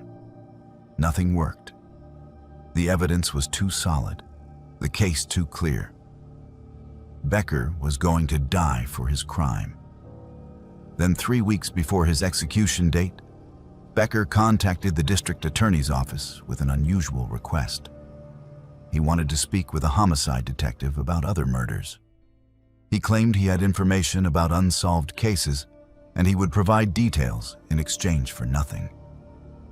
No deal, no reduced sentence, no stay of execution. He just wanted to confess before he died. Walker was assigned to conduct the interview. The DA's office was skeptical that Becker had any legitimate information. Death row inmates often made false confessions, seeking attention or attempting to delay their executions. But procedure required that all leads be investigated, no matter how unlikely. Walker reviewed Becker's case file thoroughly before driving to the state penitentiary where Becker was housed. He brought recording equipment and a detailed knowledge of every unsolved homicide in the region over the past 20 years. If Becker was going to confess to additional murders, Walker would be able to verify whether the confessions were legitimate or fabricated. The interview room at the prison was small and windowless, with concrete walls painted institutional gray. A metal table was bolted to the floor with chairs on either side. Becker was brought in wearing an orange jumpsuit and restraints. He was 53 years old, thin and pale from years of incarceration. His hair had gone completely gray. He sat down across from Walker and waited while the guards removed his handcuffs, though his ankles remained shackled to the floor. Walker introduced himself and explained that their conversation was being recorded. Becker nodded and said he understood. Walker began with standard questions. Why did Becker want to talk now? What information did he have? Becker said he had spent 12 years thinking about his life and the things he had done. He said his execution date had focused his mind on the need to clear his conscience. He said he was guilty of more than just the murder he had been convicted for. He wanted to confess to 7 additional murders that had never been solved. Walker asked him to describe these murders. Becker began to talk. The first case Becker described was a woman who had been found dead in her apartment in 1998. The death had been ruled a suicide. She had taken pills and left a note. Becker said it was not suicide. He said he had broken into her apartment, forced her to take the pills, and written the note himself, copying her handwriting from documents he found in her desk. He described details about the apartment layout that were accurate. He knew about a hidden spare key under a flower pot that had never been mentioned in any reports. He described the content of the suicide note, which had never been made public. Walker felt the first stirrings of unease.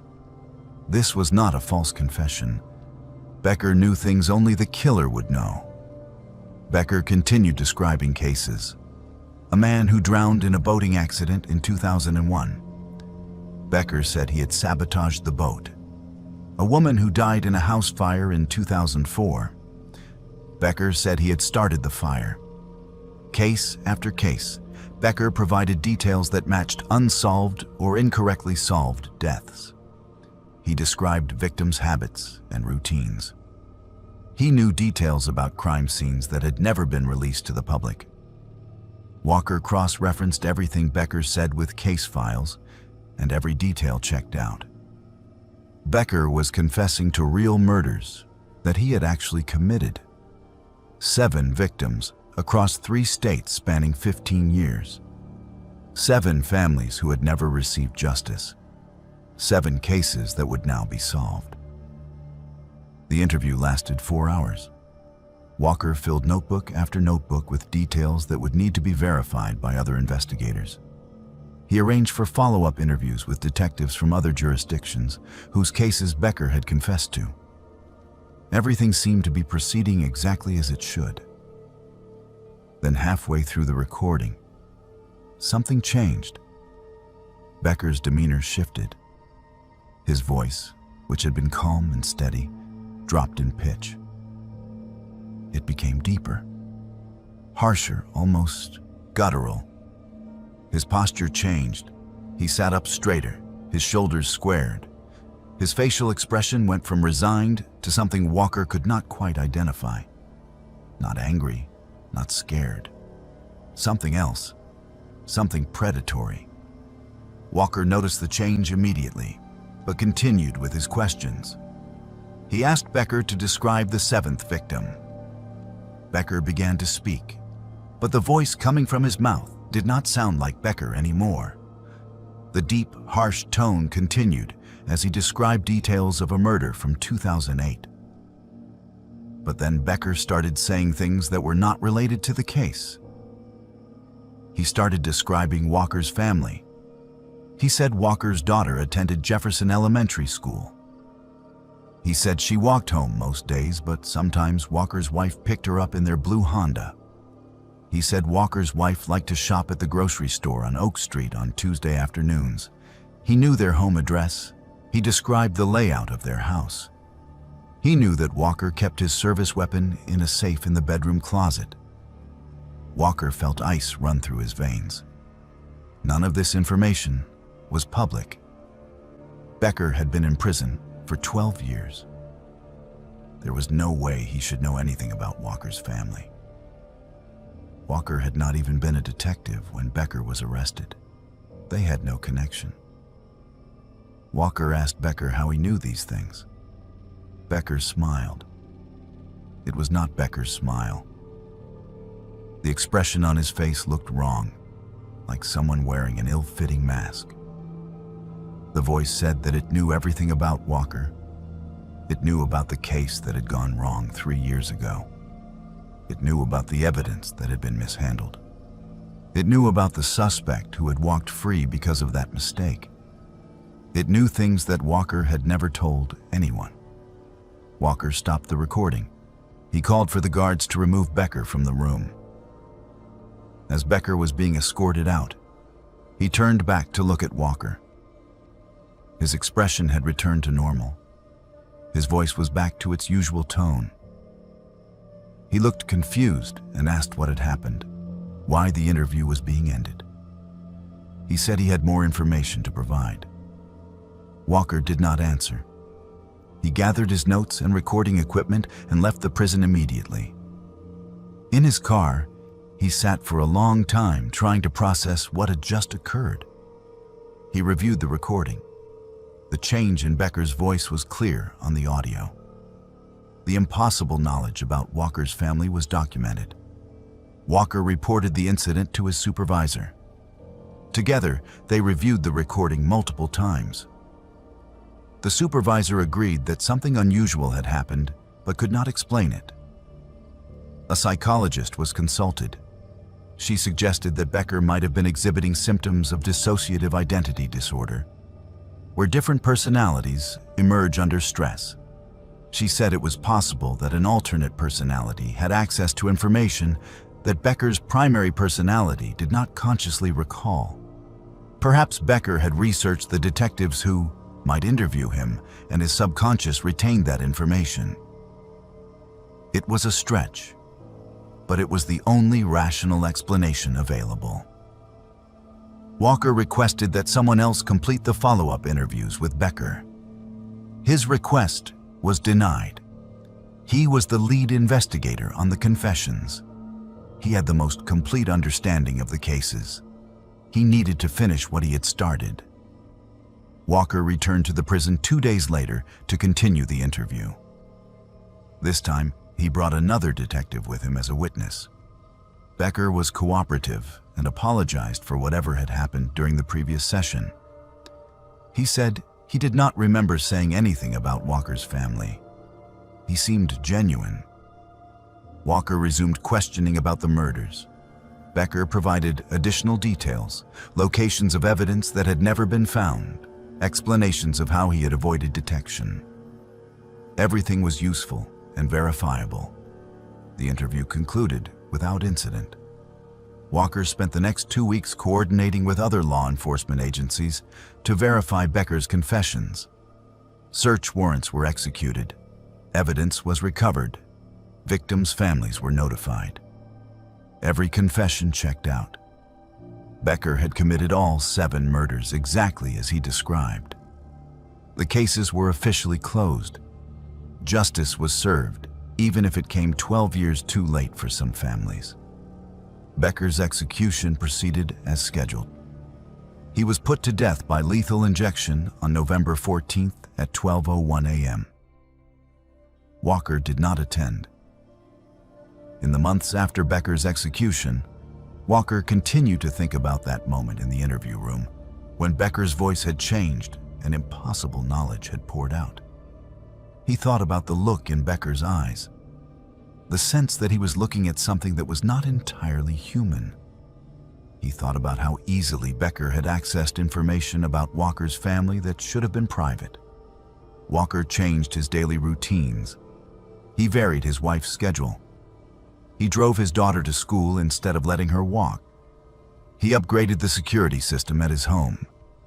He moved his service weapon to a different location.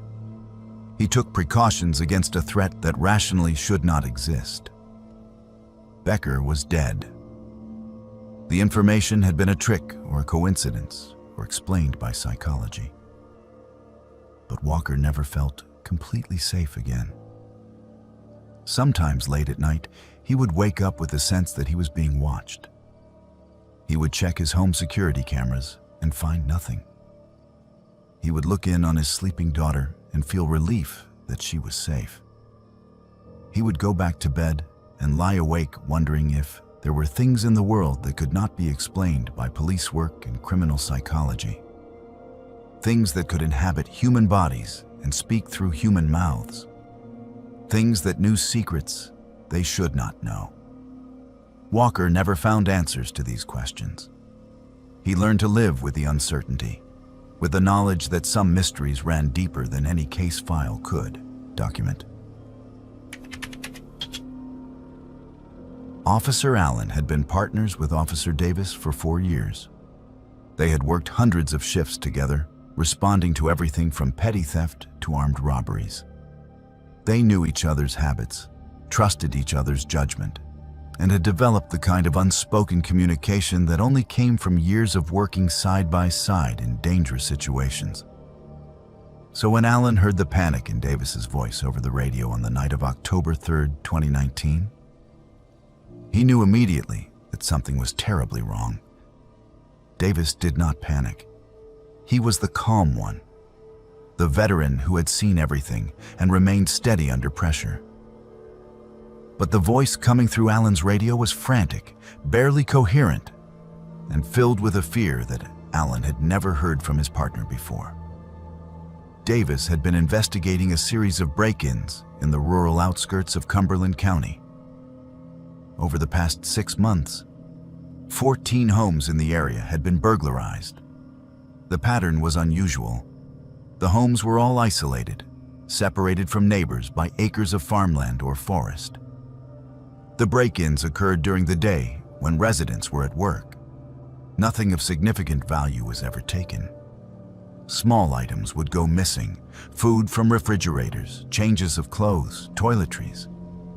It was as though someone was living in these homes while the owners were away, taking just enough to survive, but not enough to trigger major police investigations.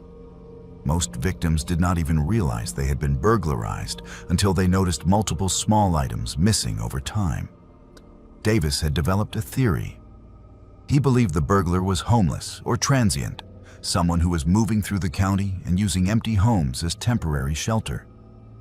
Davis had identified several abandoned buildings in the area that might serve as base camps. One of them was the old Cumberland County Hospital, a 3-story structure that had been closed since 2005 due to budget cuts and declining patient numbers.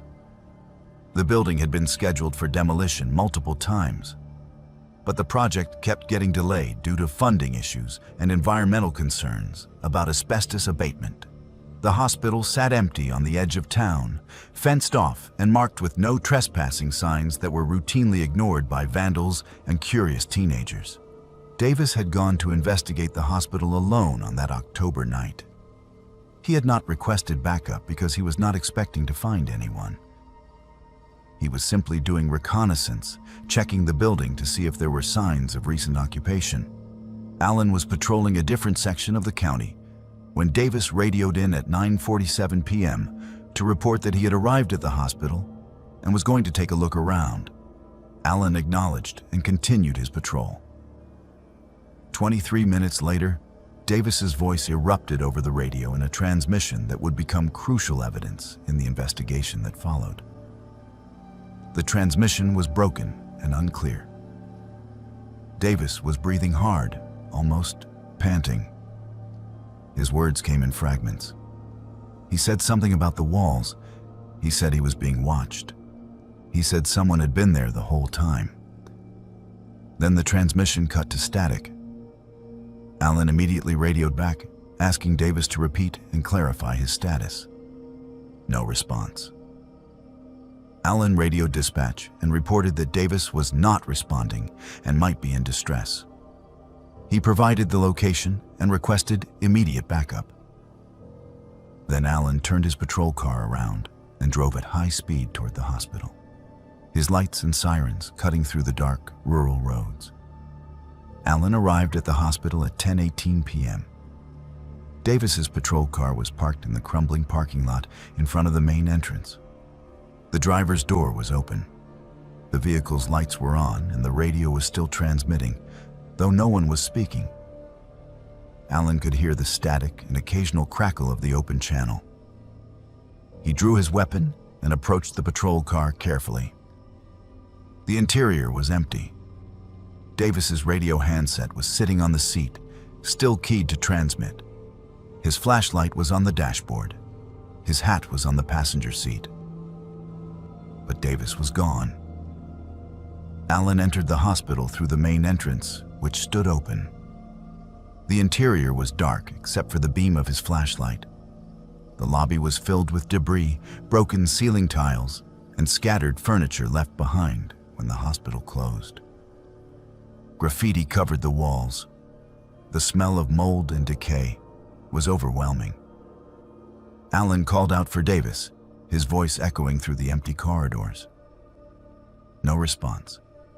He radioed dispatch and reported that Davis was not with his vehicle and that he was entering the building to search.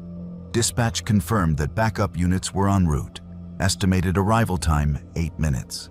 Alan moved through the first floor systematically, clearing rooms one by one. Old patient rooms with beds still in place. Examination rooms with equipment long since stripped for parts. A cafeteria with tables overturned. Everything was coated in dust and showed signs of weather damage from broken windows. Alan found no sign of Davis or anyone else. He moved to the stairwell and climbed to the second floor. The darkness was nearly absolute here. His flashlight beam revealed more abandoned rooms and long hallways that stretched into shadow. He continued calling for Davis, listening for any sound of movement or response. On the third floor, Alan found the first sign that someone had been living in the building. In one of the larger rooms that might have once been a ward, he discovered evidence of recent occupation. There were sleeping bags arranged on the floor. Dozens of them, at least 20 or 30, all laid out in neat rows. Food containers and water bottles were stacked against the walls. Clothing hung from makeshift lines strung between exposed pipes. Flashlights and battery-powered lanterns sat on windowsills. This was not a temporary shelter for one homeless person. This was a permanent camp for a large group.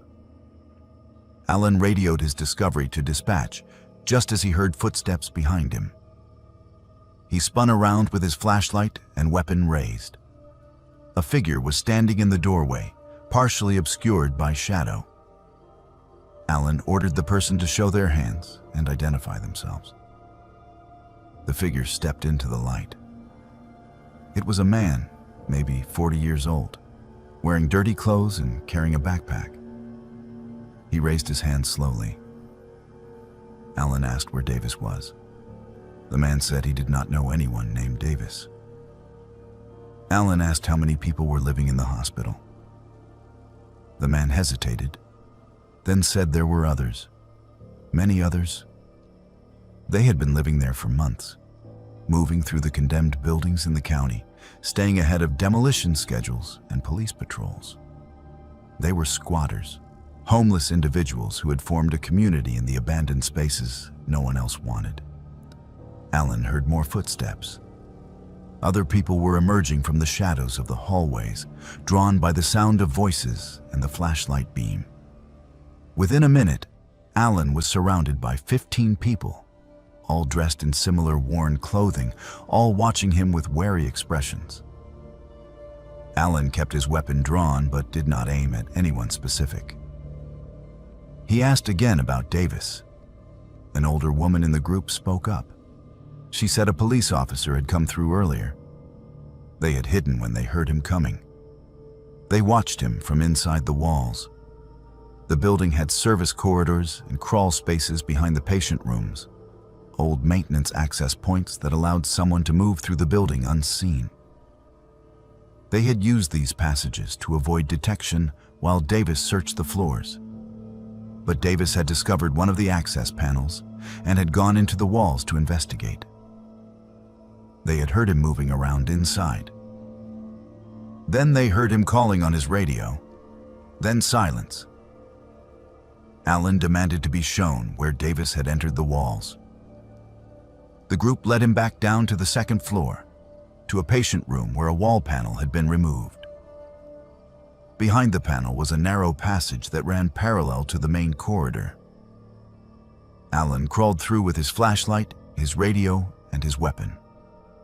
The passage was barely wide enough for him to move. It was pitch black except for his flashlight beam. He could see footprints in the thick dust on the floor, recent prints leading deeper into the passage. He followed them. The passage opened into a larger maintenance corridor that connected to a service stairwell.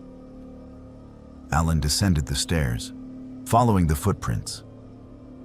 At the bottom was a basement level that did not appear on any building plans he had seen.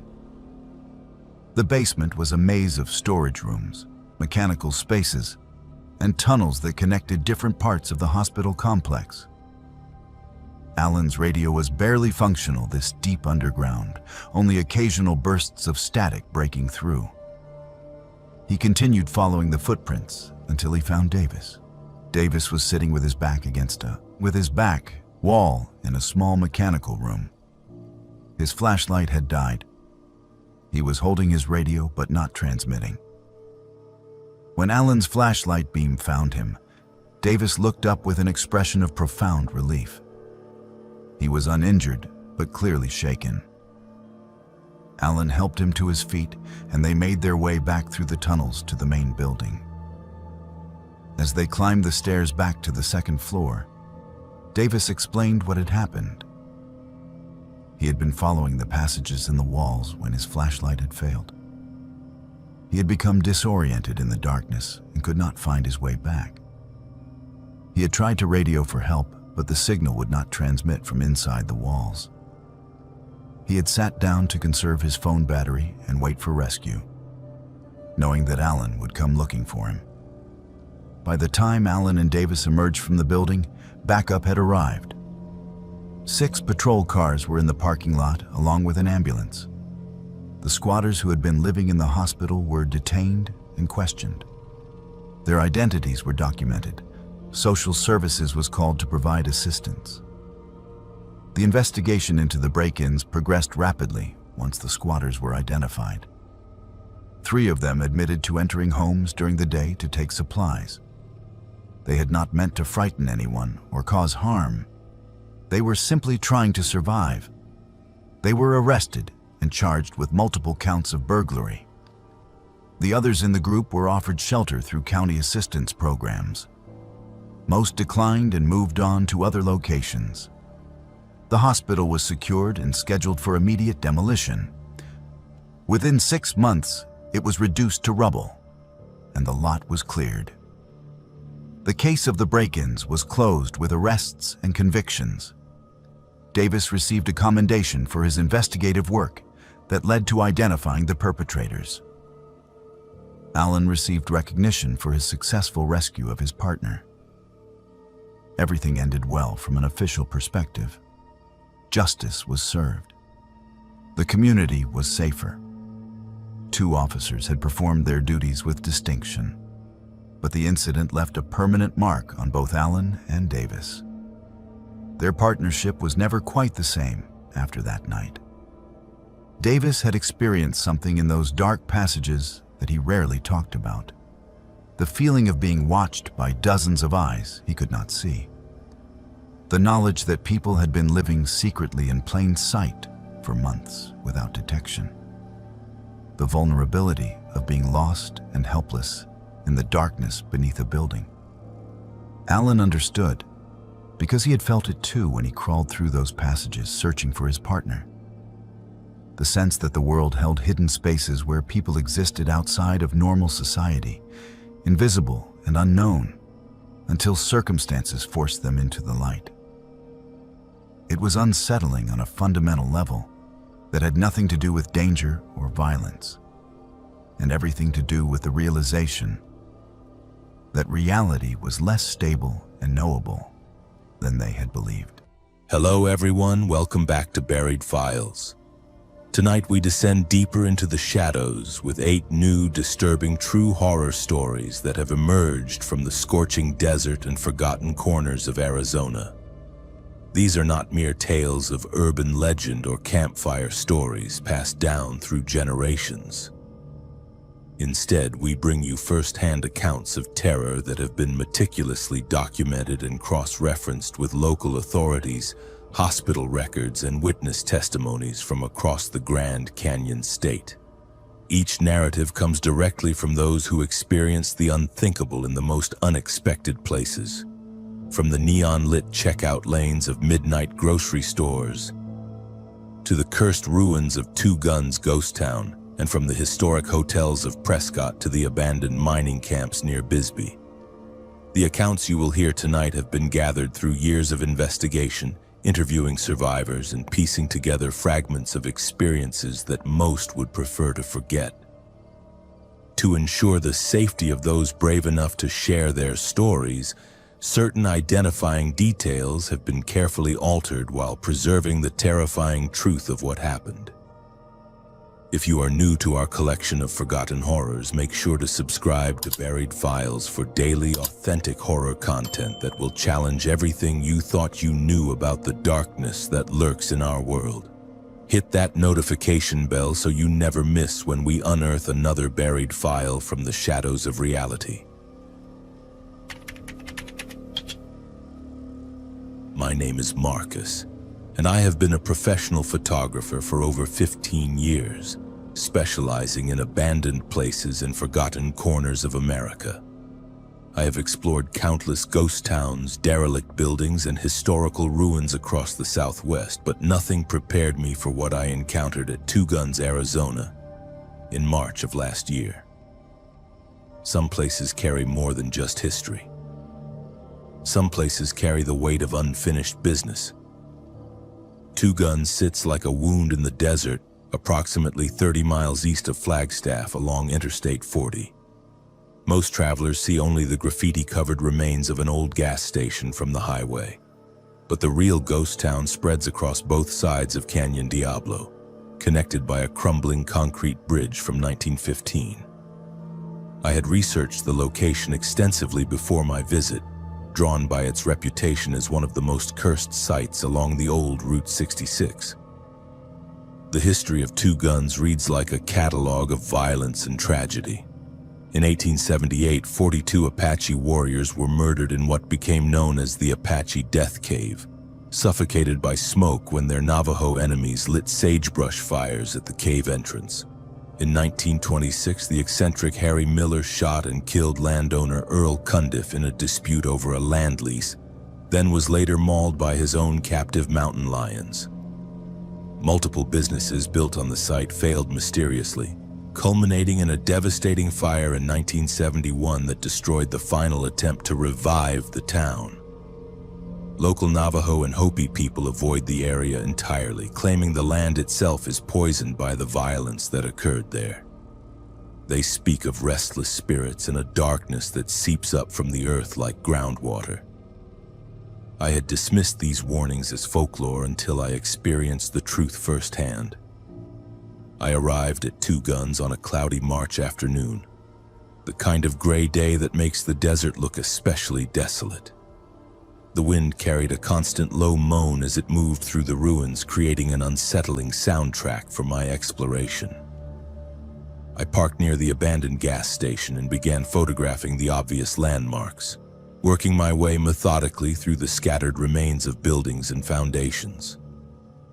The atmosphere felt heavy from the moment I stepped out of my vehicle. Desert locations usually have a dry, clean quality to the air, but Two Guns felt different. There was a thickness to the environment, as if the very molecules were saturated with something unpleasant. I attributed this to my knowledge of the site's violent history and continued with my work. My camera equipment consisted of a professional digital SLR, several lenses, and a sturdy tripod. I also carried backup batteries, memory cards, and a portable lighting setup for interior shots. The technical aspects of photography usually keep me grounded and focused, providing a buffer against the emotional impact of the places I document. But at Two Guns, my equipment seemed to malfunction with unusual frequency. The first anomaly occurred while photographing the ruins of Harry Miller's zoo.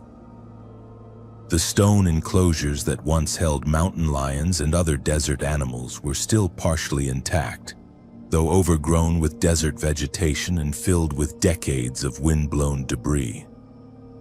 As I framed a shot of the largest enclosure, my camera's autofocus began hunting erratically, unable to lock onto any subject despite perfect lighting conditions. The LCD display flickered intermittently, showing brief flashes of what appeared to be movement inside the empty cage. I assumed the electronics were being affected by electromagnetic interference or desert dust and switched to manual focus. But when I reviewed the images later, several shots contained shadows that had not been visible to my naked eye during the shoot. Dark shapes that seemed to move between frames, always at the periphery of the composition. Never quite in focus, but unmistakably present. The temperature began dropping as afternoon faded toward evening, which was normal for high desert locations in March. What was not normal was the way the cold seemed to concentrate in specific spots throughout the ruins. I would be walking through an area of comfortable ambient temperature and suddenly step into pockets of frigid air that felt like walking into a freezer. These cold spots had no apparent source and did not correspond to shade patterns or wind direction. Near the old Route 66 bridge, I discovered the entrance to the Apache Death Cave. The opening was larger than I had expected, perhaps 8 feet wide and tall enough for a person to enter without ducking. Local authorities had installed metal barriers years ago to prevent access, but time and vandalism had created gaps large enough to slip through. Despite my professional interest in documenting the site, something about the cave mouth made me deeply uncomfortable. The darkness inside seemed to have weight and texture, as if it were a living substance rather than merely the absence of light.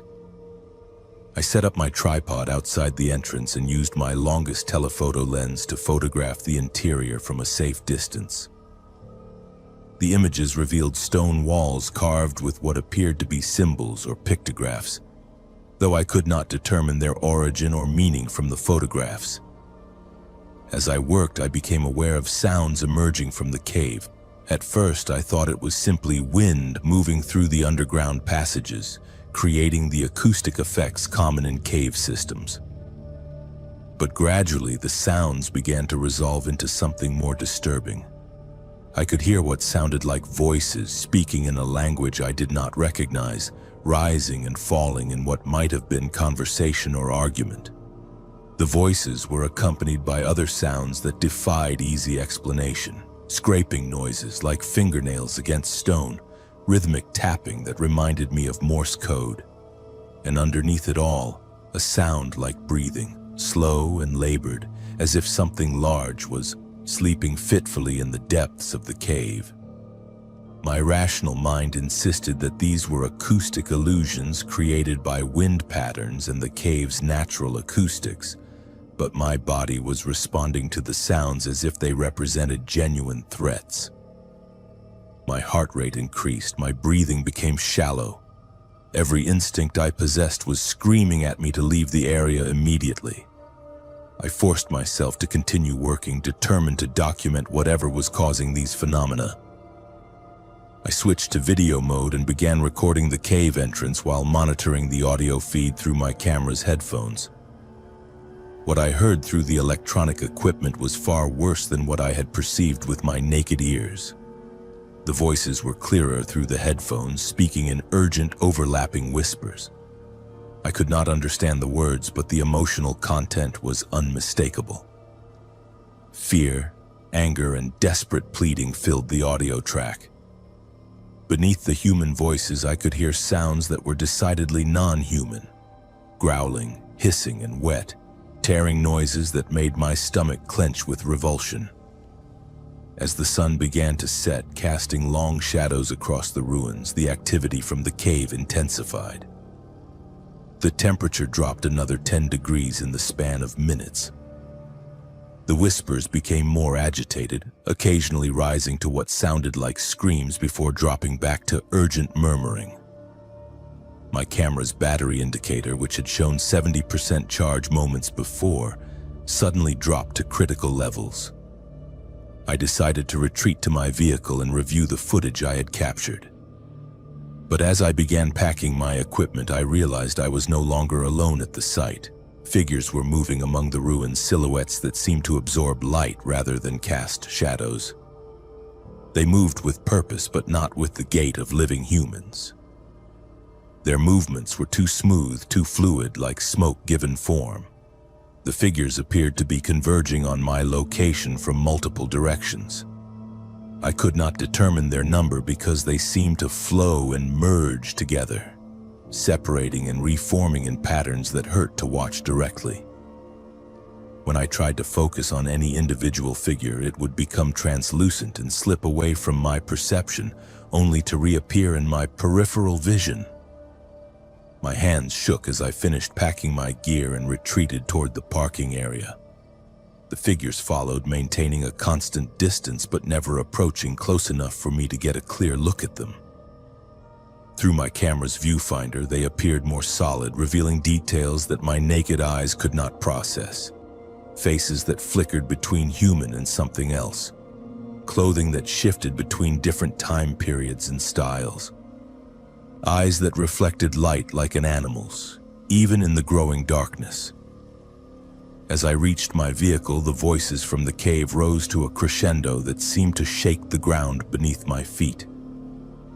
The figures stopped their pursuit and turned toward the cave entrance, as if responding to some unheard summons. One by one, they flowed back into the darkness of the Apache Death Cave, moving with the inevitability of water following gravity. I drove away from Two Guns as fast as the desert roads would allow, not stopping until I reached Flagstaff. In the safety of my hotel room, I reviewed the photographs and video footage I had captured. The images told a story that my conscious mind struggled to accept, but that some deeper part of me recognized as truth. The cave photographs showed not just the pictographs I had noticed during shooting, but also faces pressed against the stone walls from the inside, as if people were trapped within the rock itself.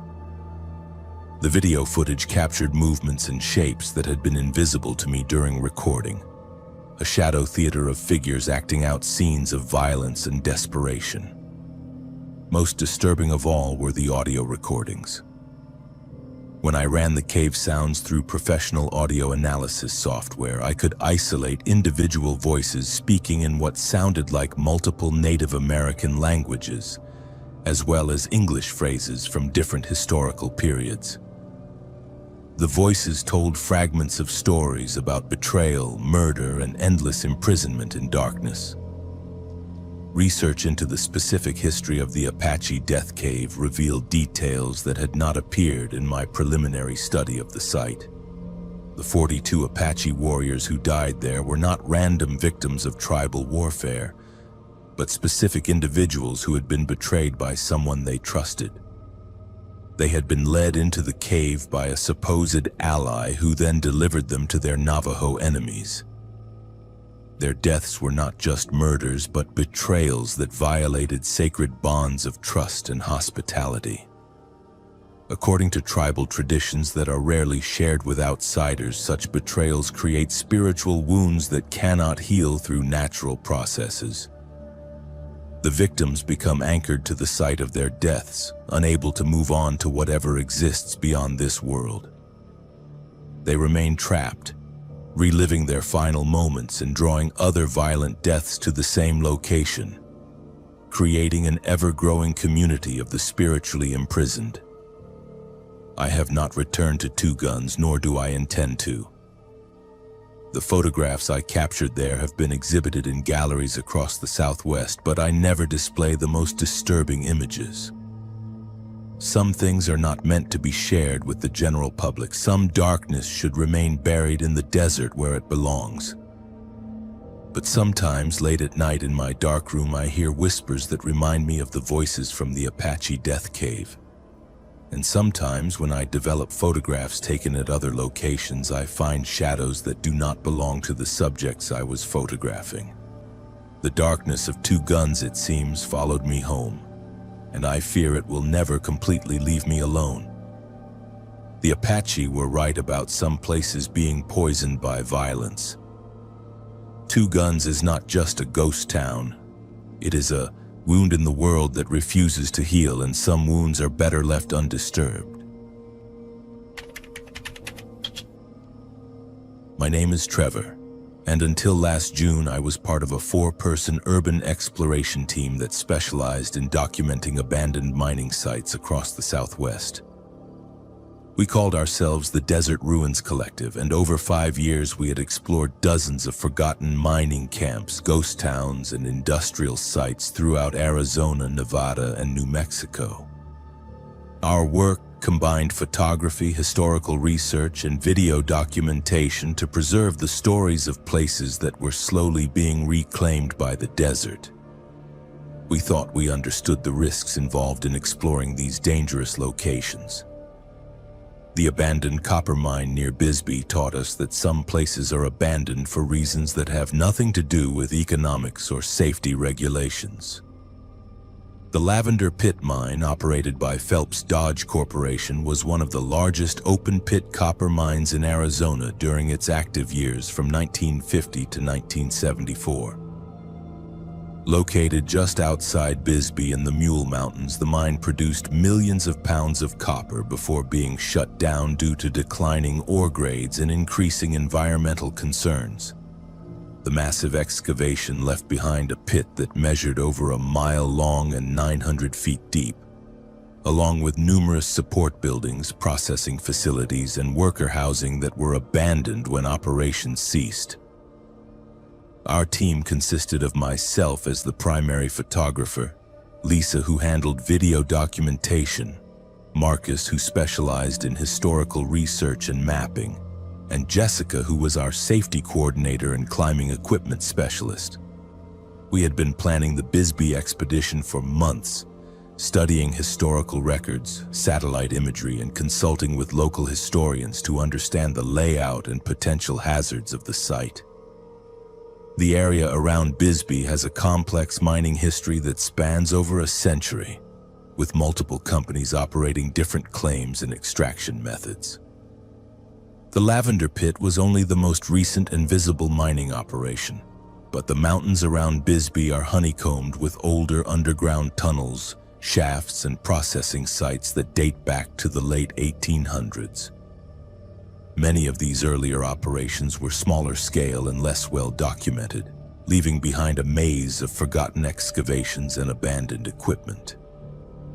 We arrived in Bisbee on a Friday afternoon in early June, planning to spend the weekend exploring both the main Lavender Pit area and some of the older mining sites that were scattered throughout the surrounding mountains.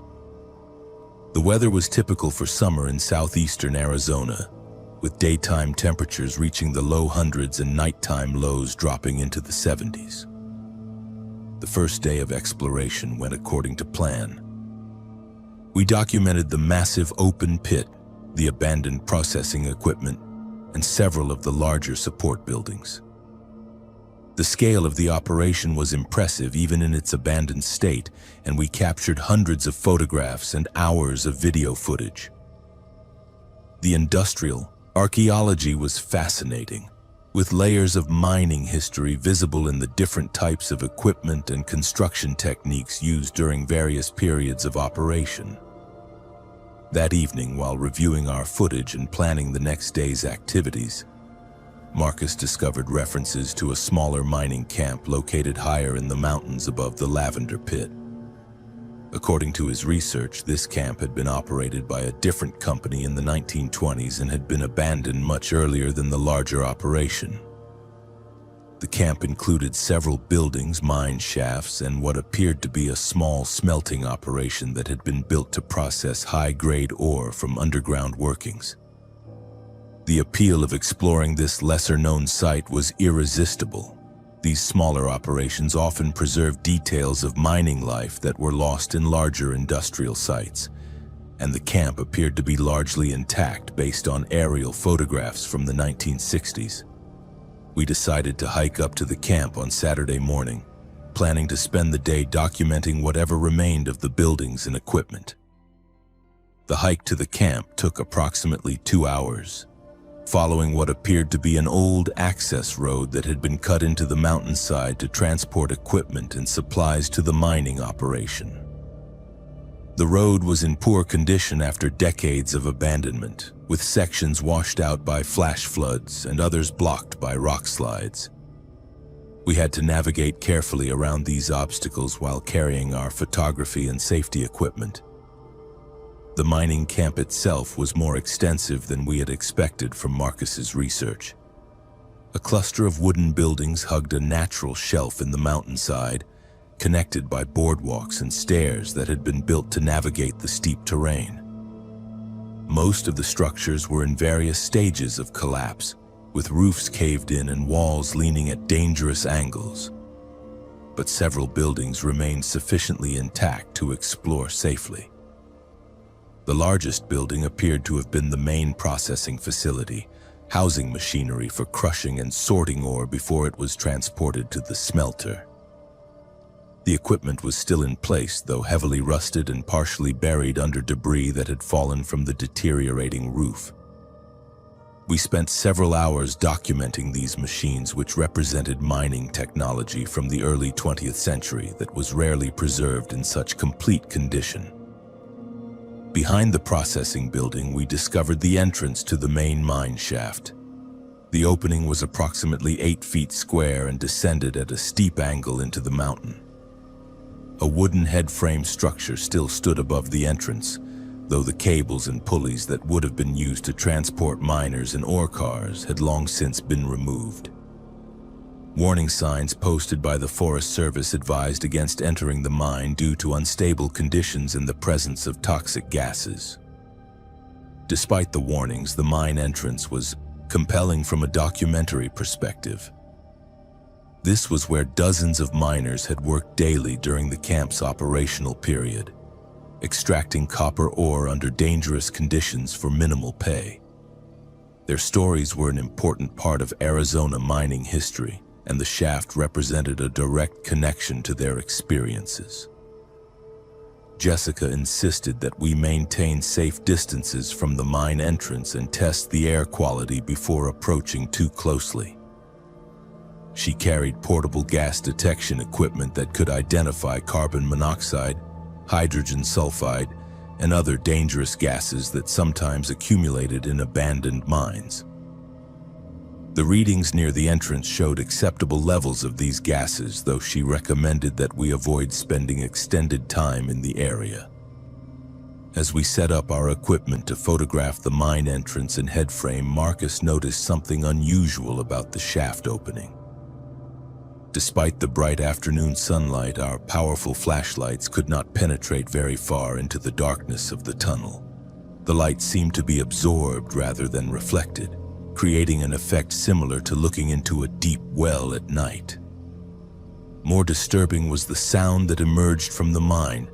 At first we thought it was simply air movement through the underground passages, creating the acoustic effects common in cave systems. But as we listened more carefully, the sounds began to resolve into something that resembled human voices calling from deep within the mountain.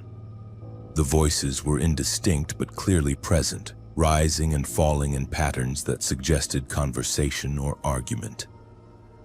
Occasionally, we could hear what sounded like metal striking stone, as if someone were working with mining tools in the depths of the shaft. These sounds came in regular intervals, like the rhythm of pick and shovel work that would have been common during the camp's active period. Lisa began recording audio of the sounds while I documented the mine entrance with long exposure photography. The combination of the mysterious voices and the light-absorbing darkness of the shaft created an atmosphere that was both fascinating and deeply unsettling. We all felt the pull of professional curiosity about what might be causing these phenomena.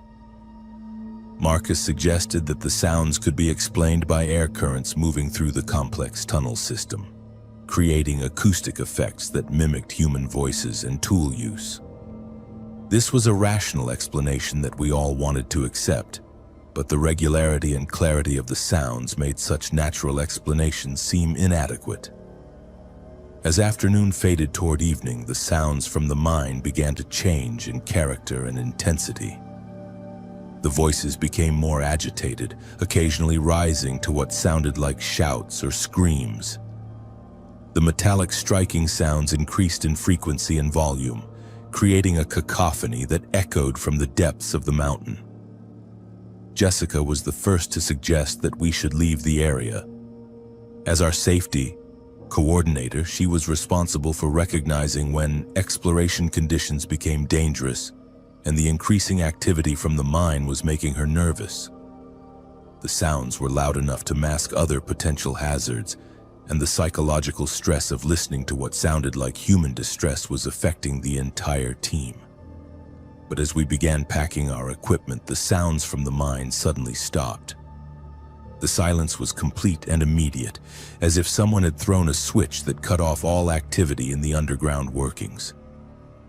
The contrast was so stark that it was almost more unsettling than the previous noise. Then we heard footsteps. Heavy boots were walking up the mine shaft toward the entrance, accompanied by the sound of metal tools dragging against stone. The footsteps were regular and deliberate, like someone climbing a steep incline while carrying heavy equipment. Based on the acoustic properties of the sound, whoever was walking was still deep in the mine, but approaching the surface steadily. None of us spoke as we listened to the approaching footsteps. According to our research and the Forest Service warnings, the mine had been abandoned for over 80 years. No current mining operations existed in the area, and the shaft was considered too dangerous for recreational exploration.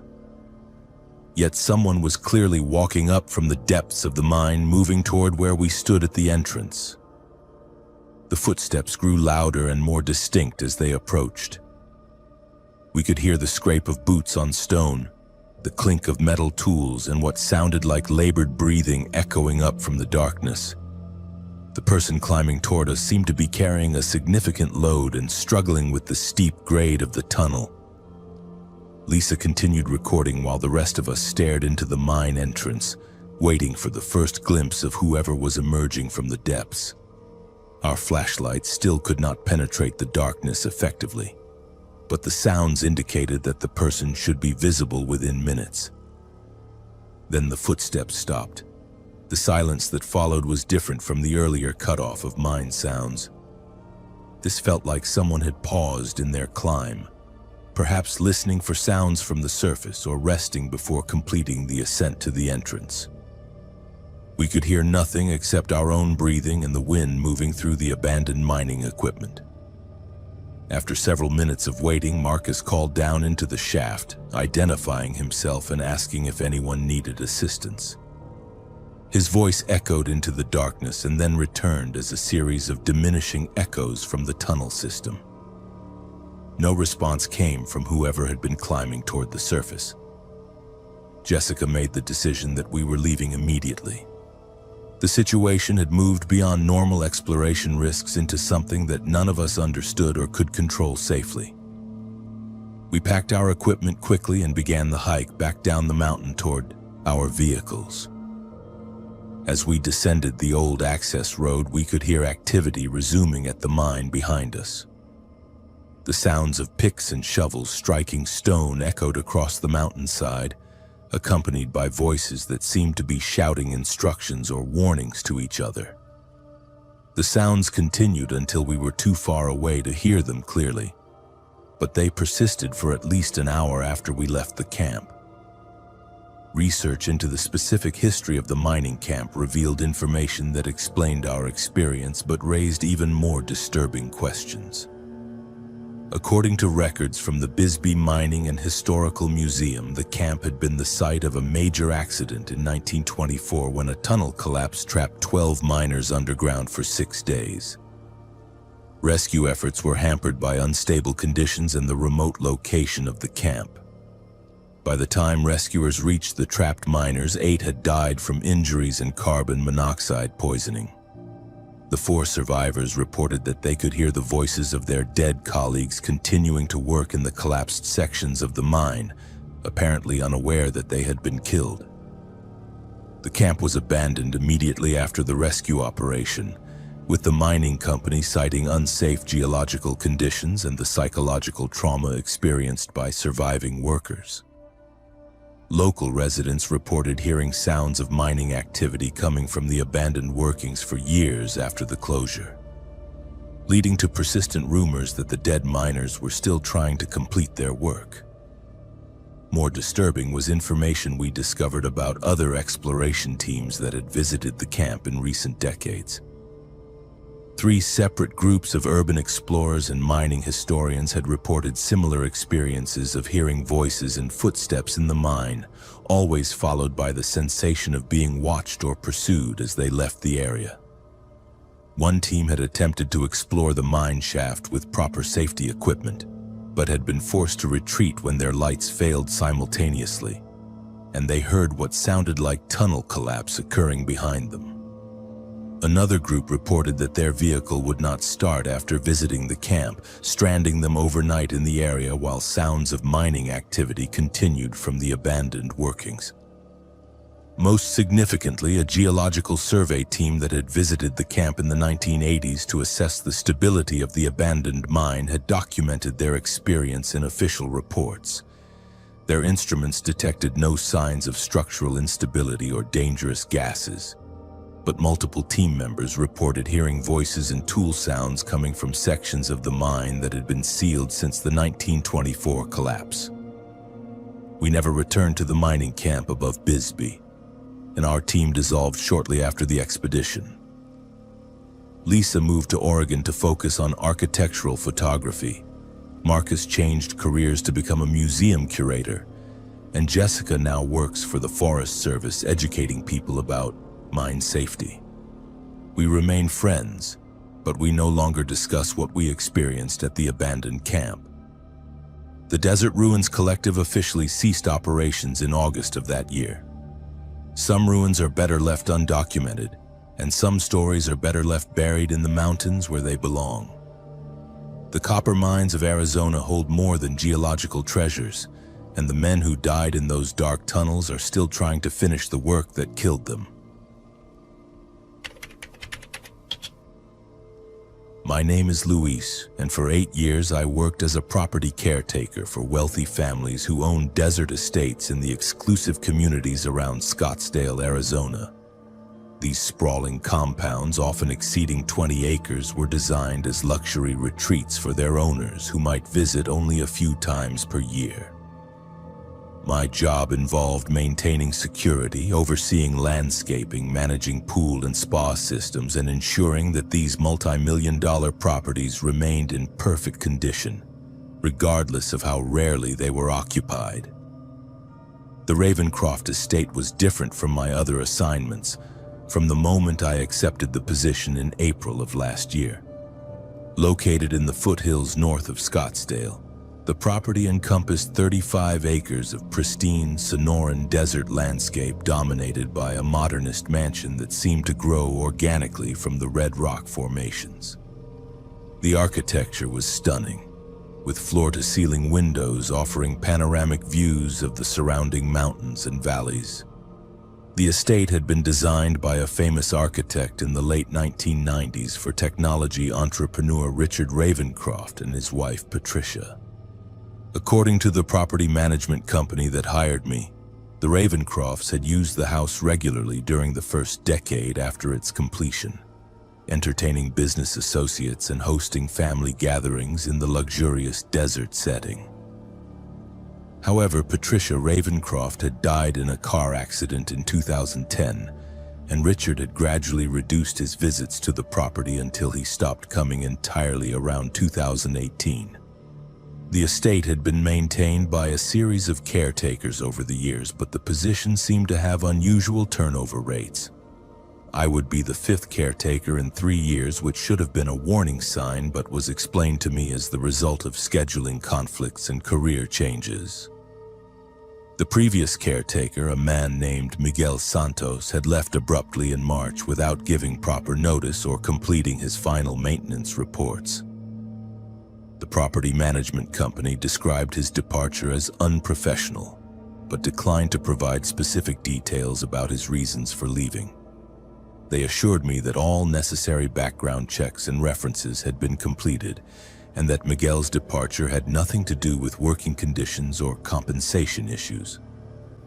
My responsibilities included daily security patrols of the property perimeter, weekly maintenance of the pool and spa systems, monthly testing of the backup generators and water filtration equipment, and quarterly deep cleaning of the main house and guest facilities. The estate also included a separate caretaker's residence where I would live full-time, a well-equipped workshop for maintenance projects, and a garage housing several vehicles that needed to be started and exercised regularly. The first month of work proceeded without incident. The estate was magnificent, with professionally designed landscaping that showcased native desert plants and water features that created oases of green in the arid environment. The main house was furnished with museum-quality art and furniture, and every system functioned flawlessly thanks to regular professional maintenance and high-quality construction. The isolation of the property was both appealing and occasionally unsettling. The nearest neighbor was over 2 miles away, and the estate was accessible only via a private road that wound through natural desert terrain for several miles before connecting to public highways. During my evening security patrols, I would often go hours without seeing vehicle lights in the distance or hearing any sounds other than the wind and the occasional call of coyotes or great horned owls. It was during one of these evening patrols in early May that I first noticed something unusual about the property's history. While inspecting the perimeter fence near the eastern boundary, I discovered what appeared to be a small cemetery or memorial site hidden among a grove of mature Palo Verde trees. 3 simple stone markers bearing dates from the early 2000s were arranged in a neat row, surrounded by decorative rocks and desert wildflowers that appeared to have been carefully maintained. The markers bore only dates and initials, with no names or other identifying information. The dates suggested that the burials or memorials were relatively recent, occurring during the period when the Ravencrofts were actively using the property. I made a note to ask the property management company about the markers during my next monthly report, assuming they were memorials for beloved family pets that had been buried on the estate. 2 weeks later, while conducting routine maintenance on the backup generator system, I discovered a locked storage room in the basement of the main house that was not included in the facility blueprints or maintenance schedules I had been provided. The door was constructed of heavy steel and secured with an electronic lock that did not respond to the master codes I had been given for other security systems throughout the property. The existence of the locked room bothered me more than it should have, given that wealthy homeowners often maintained private storage areas for valuable collections or sensitive documents. However, the room's absence from official property documentation seemed unusual for a professional maintenance operation, and I began to wonder what other aspects of the estate might not have been disclosed to the caretaking staff. My curiosity was further aroused when I noticed that the ventilation system serving the locked room included expensive air filtration equipment that seemed excessive for simple storage purposes. The filtration units were industrial grade, designed to handle biological contaminants rather than dust or moisture that might affect stored valuables. The electrical consumption meters for the locked room also indicated power usage patterns, consistent with refrigeration equipment rather than static storage. During my second month on the property, I began finding personal items scattered in various locations around the estate that suggested previous caretakers had left more hastily than the property management company had indicated. A work jacket with Miguel embroidered on the pocket was found in the workshop, along with personal tools that seemed too valuable to abandon voluntarily. In the caretaker's residence, I discovered prescription medications and family photographs left behind in dresser drawers, again suggesting sudden departure rather than planned resignation. Most disturbing was a journal I found hidden beneath the bathroom sink in the caretaker's residence.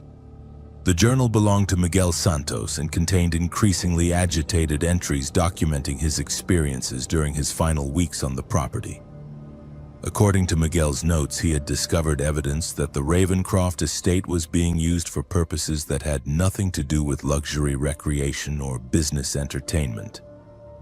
Miguel's journal entries described finding human hair and fingernails in the basement drainage systems, discovering clothing and personal items that appeared to belong to multiple different people hidden throughout the property, and hearing sounds from the locked storage room that suggested the presence of living people rather than stored valuables.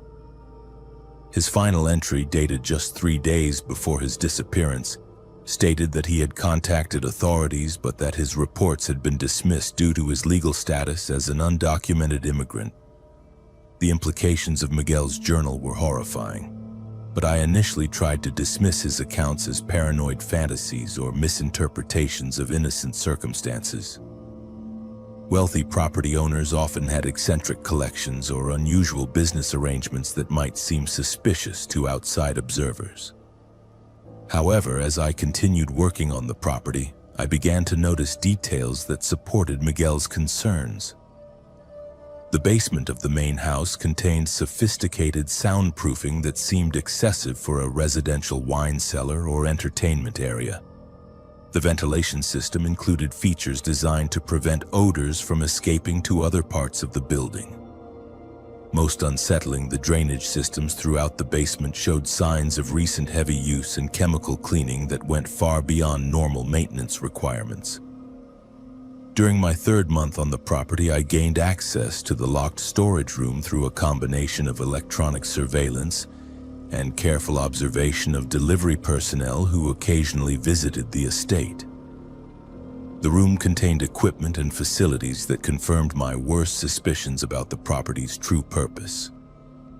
The storage room had been converted into what could only be described as a makeshift medical facility, complete with surgical equipment, restraining devices, and refrigeration units that were clearly not designed for food storage.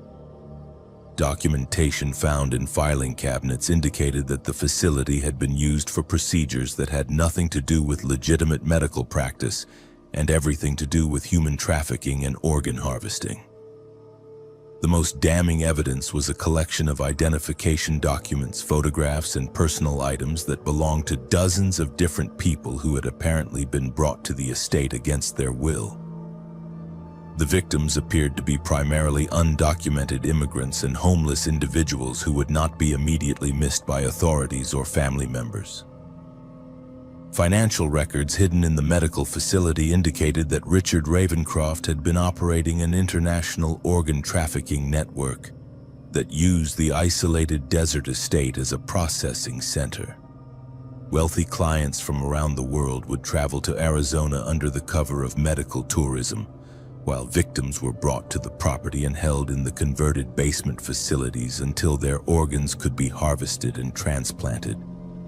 The stone markers I had discovered during my first week on the property were not memorials for beloved pets, but grave sites for victims whose organs had been harvested and whose bodies had been disposed of on the estate grounds. The dates on the markers corresponded with periods of increased activity at the medical facility, suggesting that the operation had been ongoing for over a decade before Patricia Ravencroft's death had forced a temporary suspension.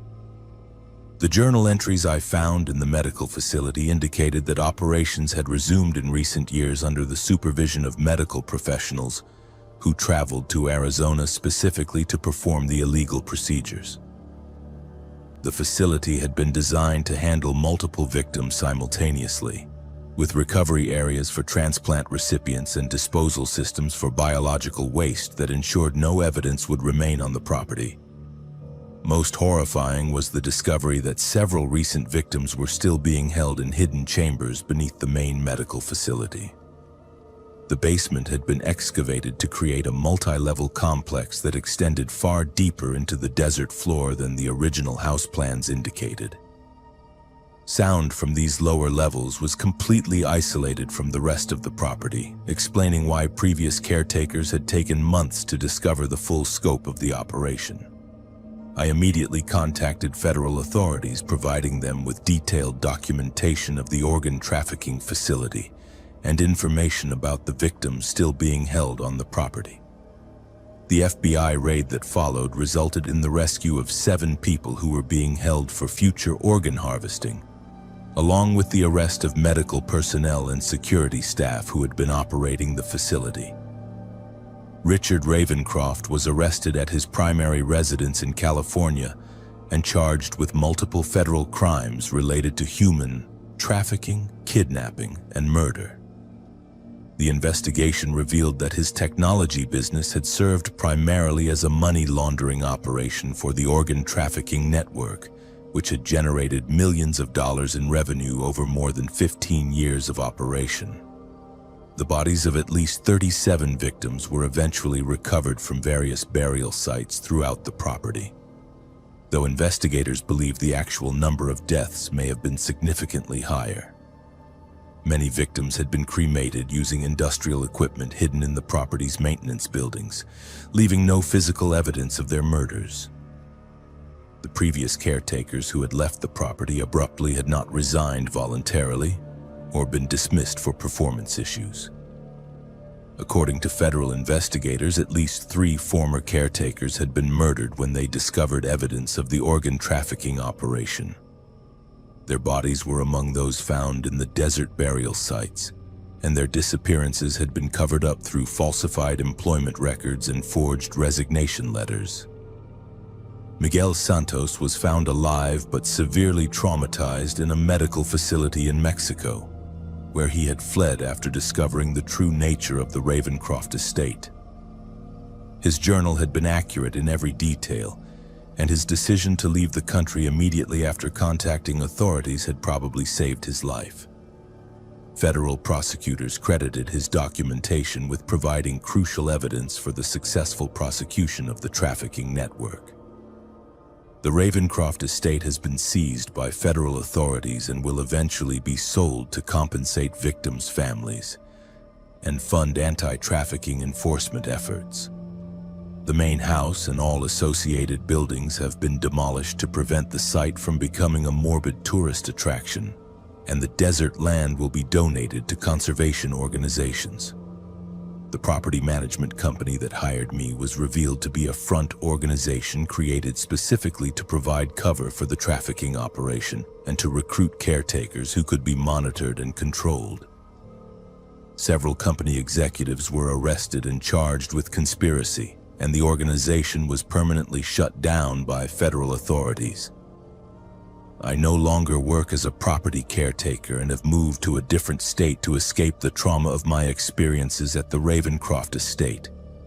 The isolation and luxury that initially attracted me to the job were revealed to be tools used to hide unspeakable crimes against vulnerable people who had no one to protect them. The Arizona desert holds many secrets, but some properties are abandoned for reasons that have nothing to do with economics or changing lifestyles. Sometimes the most beautiful places conceal the darkest purposes, and sometimes the people who maintain these properties pay with their lives for discovering the truth. Trust your instincts when something feels wrong, because the wealthy and powerful are capable of horrors that most people cannot imagine, especially when they believe their money and isolation make them untouchable. My name is Jennifer, and until last September I was a traveling nurse working contracts across Arizona and New Mexico. The job required long drives between assignments, often through remote stretches of highway where you might not see another vehicle for hours. I had driven those desert roads hundreds of times over the past 5 years, and I thought I understood their rhythms and dangers. I was wrong about what lurked on the highways between Phoenix and Flagstaff. The incident occurred on State Route 87, a 2-lane highway that cuts through some of the most desolate country in central Arizona. It was a Tuesday night in late September, and I was driving from a completed assignment in Phoenix to start a new contract at Flagstaff Medical Center. The shift change meant I had to drive overnight to arrive in time for orientation at 7 a.m. I had taken this route dozens of times before. During daylight hours, Route 87 offers stunning views of the Sonoran Desert transitioning into high country pines. At night, however, it becomes a ribbon of asphalt through absolute darkness, with the occasional pair of animal eyes reflecting in the headlights being the only signs of life for miles. The highway has a reputation among locals and frequent travelers. It was constructed in 1927 with sharp curves and steep grades that make night driving challenging under the best conditions. Over the decades, countless fatal accidents have occurred along its length, earning it recognition as one of Arizona's most dangerous roads. Emergency responders call certain sections blood alleys because of the frequency and severity of crashes. I departed Phoenix at 11 p.m., planning to arrive in Flagstaff around 2:30 a.m. with time to grab a hotel room and a few hours of sleep before reporting to work. The first hour of driving passed uneventfully. Traffic was light, consisting mainly of long-haul truckers and the occasional late-night traveler like myself. The radio played softly, and I maintained a steady speed while staying alert for wildlife that might wander into the roadway. Around mile marker 200, approximately 30 miles south of Payson, the landscape began its transition from low desert to pine forest. This section of highway features several tight curves and elevation changes that require careful attention, especially at night. I had navigated these curves countless times and felt confident in my familiarity with the road. That confidence evaporated at 12:47 a.m. when my headlights illuminated what appeared to be a serious traffic accident directly ahead. A white sedan was positioned sideways across both lanes of the highway, its driver's side severely damaged and partially crumpled. The front of the vehicle was smashed inward, and the windshield had spiderwebbed into an opaque pattern that obscured the interior. Steam or smoke rose from under the hood, creating ghostly wisps in the cold desert air. The passenger side door hung open and debris was scattered across the asphalt. I immediately applied my brakes and activated my hazard lights while scanning for other vehicles or signs of emergency responders. The accident appeared fresh, with no emergency vehicles on scene and no other traffic visible in either direction. My nursing training kicked in automatically, and I began mentally preparing to provide medical assistance to any injured parties. As I brought my car to a complete stop approximately 50 feet from the wreckage, I noticed something that made my stomach clench with unease. Despite the severity of the damage, there were no skid marks on the pavement leading up to the accident site. The asphalt was completely clean, with no indication of the violent braking or loss of control that should have preceded such a devastating crash. I reached for my cell phone to call 911 and discovered that I had no signal, which was not unusual in this remote area. Many sections of Route 87 had spotty cellular coverage, and emergency calls sometimes had to be made from the next town or truck stop. I would need to either render immediate aid to any victims or drive to the nearest location with phone service to report the accident. I grabbed my emergency medical kit from the trunk and approached the damaged vehicle cautiously.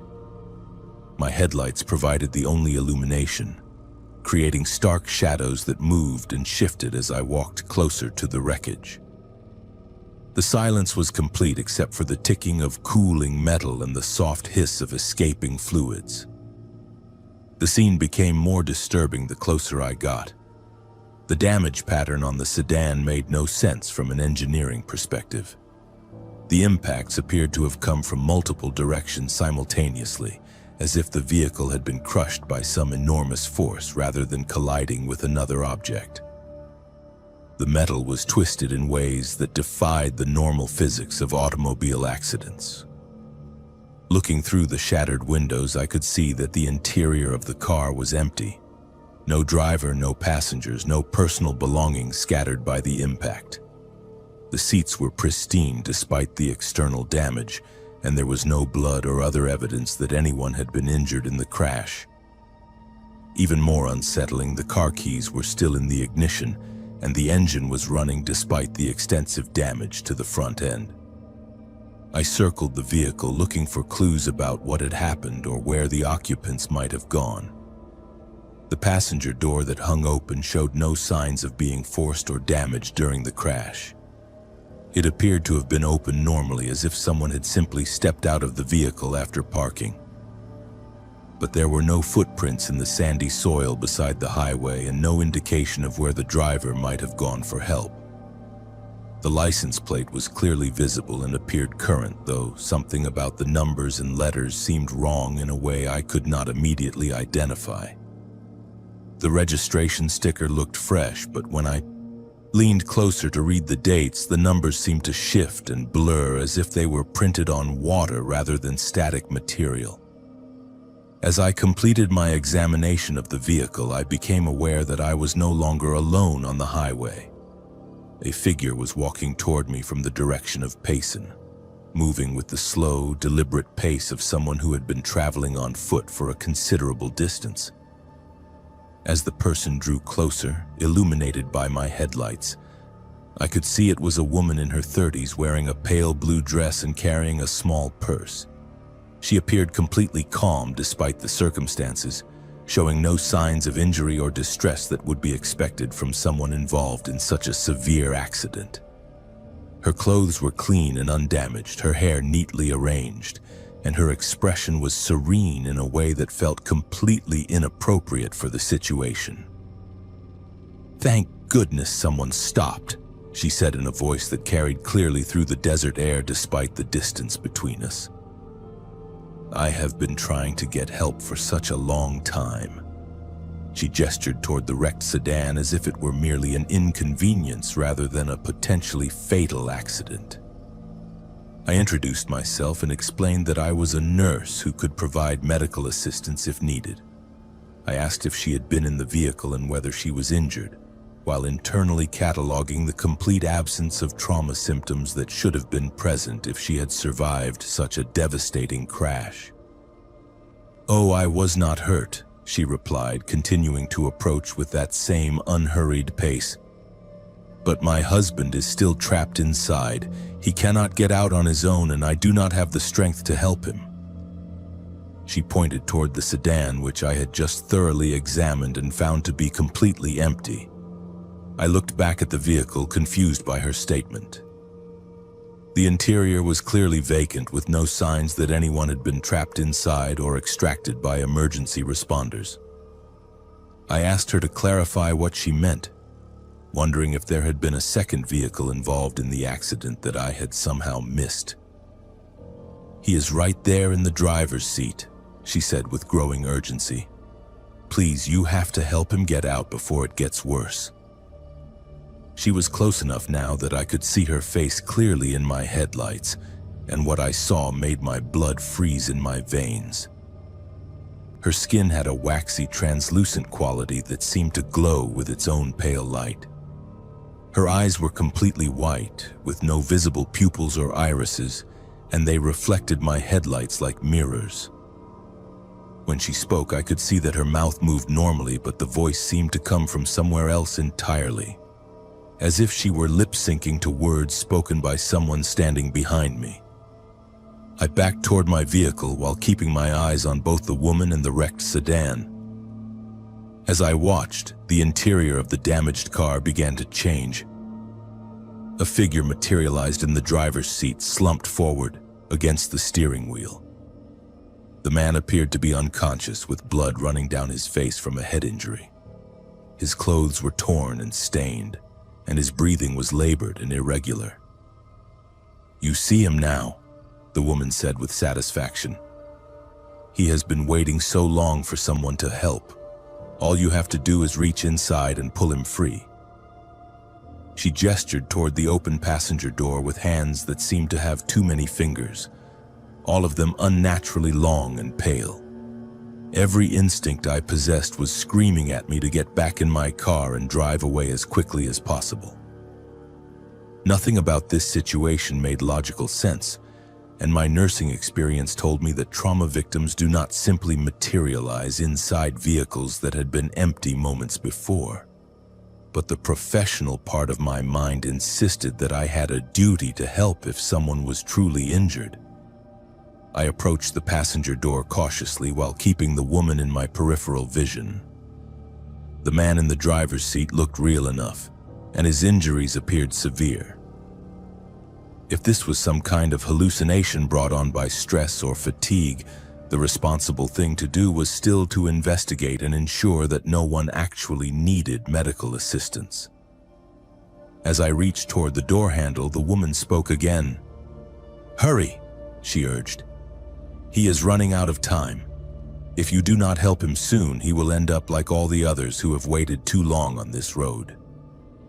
The interior of the vehicle felt ice cold when I leaned inside, despite the warm September night. The injured man did not respond when I called to him or touched his shoulder. His skin was frigid and had the waxy texture I had noticed on the woman's face. When I checked for a pulse at his wrist, I found nothing, and his chest was not rising and falling with breath. I jerked my hand back and turned to tell the woman that the man was already dead and beyond help. But she was no longer standing where I had left her. Instead, she was sitting in the passenger seat of my own vehicle, smiling at me through the windshield with those terrible white eyes. I ran to my car and yanked open the driver's door, but the passenger seat was empty. The woman had vanished as completely as if she had never existed. I started the engine with shaking hands and drove away from the accident scene as fast as the curving highway would allow. not caring about speed limits or safe following distances. When I reached Payson 20 minutes later, I stopped at the first gas station I could find and called 911 to report the accident. The dispatcher took my information and assured me that emergency responders would investigate the scene immediately. I provided the exact mile marker location and a detailed description of the damaged white sedan blocking both lanes of traffic. The next morning, after completing my shift orientation at the hospital, I called the Arizona Department of Public Safety to follow up on the accident report. The dispatcher, I spoke with checked their records thoroughly before informing me that no accidents had been reported on Route 87 the previous night. Emergency crews had not responded to any calls in the area I described, and no abandoned or damaged vehicles had been found.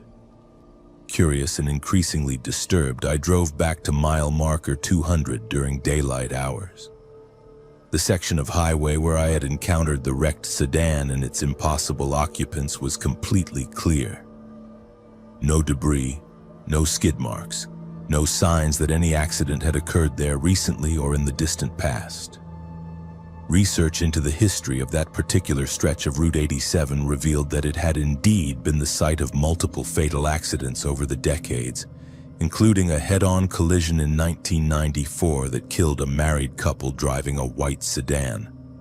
According to newspaper reports, the husband had been trapped in the wreckage while his wife wandered the highway in shock, trying unsuccessfully to flag down help before she also succumbed to her injuries. The accident had occurred at exactly mile marker 200, and the victims had been found the next morning by a passing truck driver.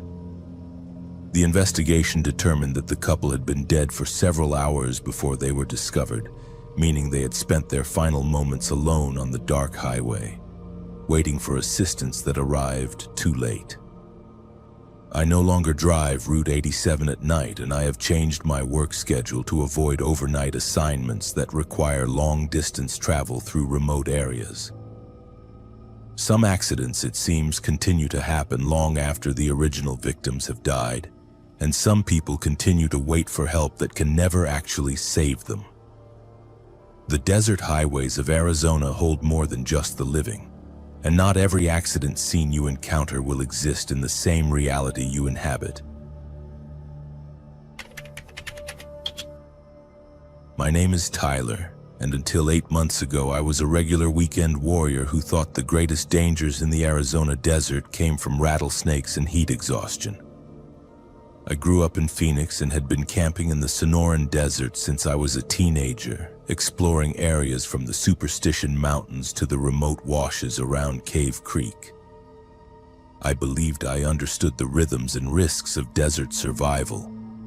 That confidence vanished during a March camping trip when my friends and I encountered something that had been hunting in the Cave Creek area for much longer than any of us realized. The group consisted of myself and 3 college friends who had maintained our tradition of monthly camping trips even as we entered our 30s and started families. Jake worked in finance, Mike was a high school teacher, and Danny had recently started his own construction business. We were experienced outdoorsmen who prided ourselves on proper preparation and respect for the wilderness. Cave Creek stretches through some of the most pristine Sonoran desert landscape in central Arizona, about 40 miles north of Phoenix. The area is famous for its saguaro cacti, ancient petroglyphs, and diverse wildlife that includes javelinas, coyotes, mountain lions, and various species of rattlesnakes. We had camped in the region dozens of times over the years, always following established backcountry protocols and leave-no-trace principles. For this particular trip, we had selected a campsite approximately 5 miles from the main Cave Creek Road, accessible only by high-clearance vehicle and a challenging hike through rocky terrain.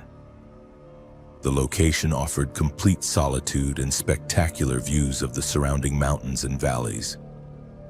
We planned to spend 3 days exploring lesser-known canyons and photographing the abundant wildlife. The first day passed without incident, We set up our tents in a natural clearing surrounded by mature mesquite trees and towering saguaros, established a proper fire ring with gathered deadwood, and prepared a dinner of freeze-dried meals and fresh vegetables we had packed in coolers.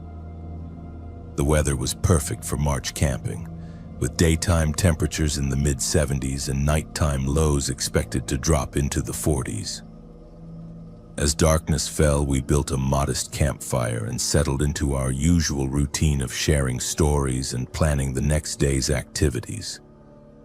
The desert night sounds were familiar and comforting. The distant yipping of coyotes, the occasional hoot of a great horned owl, and the rustle of small creatures moving through the underbrush in search of food and water. Around 10 p.m., however, the normal night sounds began to change in subtle ways that initially escaped our conscious notice. The coyote calls became less frequent and eventually stopped entirely. The owl went silent. Even the constant chirping of insects seemed to fade until the desert around our campsite felt unnaturally quiet. Jake was the first to comment on the silence. "Anyone else notice how quiet it got out there?" he asked, gesturing toward the darkness beyond our fire circle. We all paused to listen, and the absence of normal desert sounds was indeed striking. "Maybe we spooked the wildlife when we set up camp," Mike suggested, though we had been in the area for hours and the animals should have resumed their normal activities. Danny, who had the most hunting experience among us, shook his head. "No, this is different. When animals go quiet like this, it usually means there is a predator in the area. Something big enough that everything else wants to hide from it." As if summoned by his words, a sound drifted through the night that none of us had ever heard before. It started as a low rumble, almost like distant thunder, but it modulated into something that resembled vocalization. Not quite a roar, not quite a scream, but something that combined elements of both in a way that raised the hair on the back of our necks. The sound came from somewhere to the north of our campsite, perhaps half a mile away based on its volume and clarity.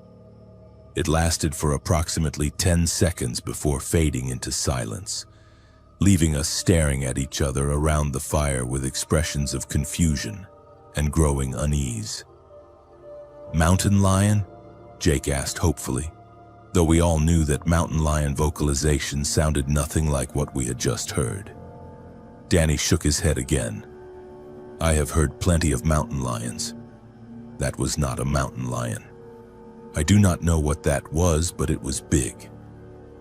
We decided to maintain our normal camping routine while staying alert for further sounds. The fire provided both light and psychological comfort, and we agreed to keep it burning throughout the night rather than letting it die down as we usually did. We also moved our food storage containers closer to the tents and double-checked that everything was properly secured. The second occurrence happened around midnight as we were preparing to sleep. This time, the sound was closer, perhaps 200 yards from our campsite, and it was accompanied by the unmistakable sound of something large moving through the desert vegetation. We could hear branches breaking and rocks being displaced, as if a very heavy creature was making its way through terrain that offered little concealment. Mike grabbed a powerful flashlight and swept its beam in the direction of the sounds, but the light penetrated only 30 or 40 yards into the darkness before being absorbed by the dense vegetation.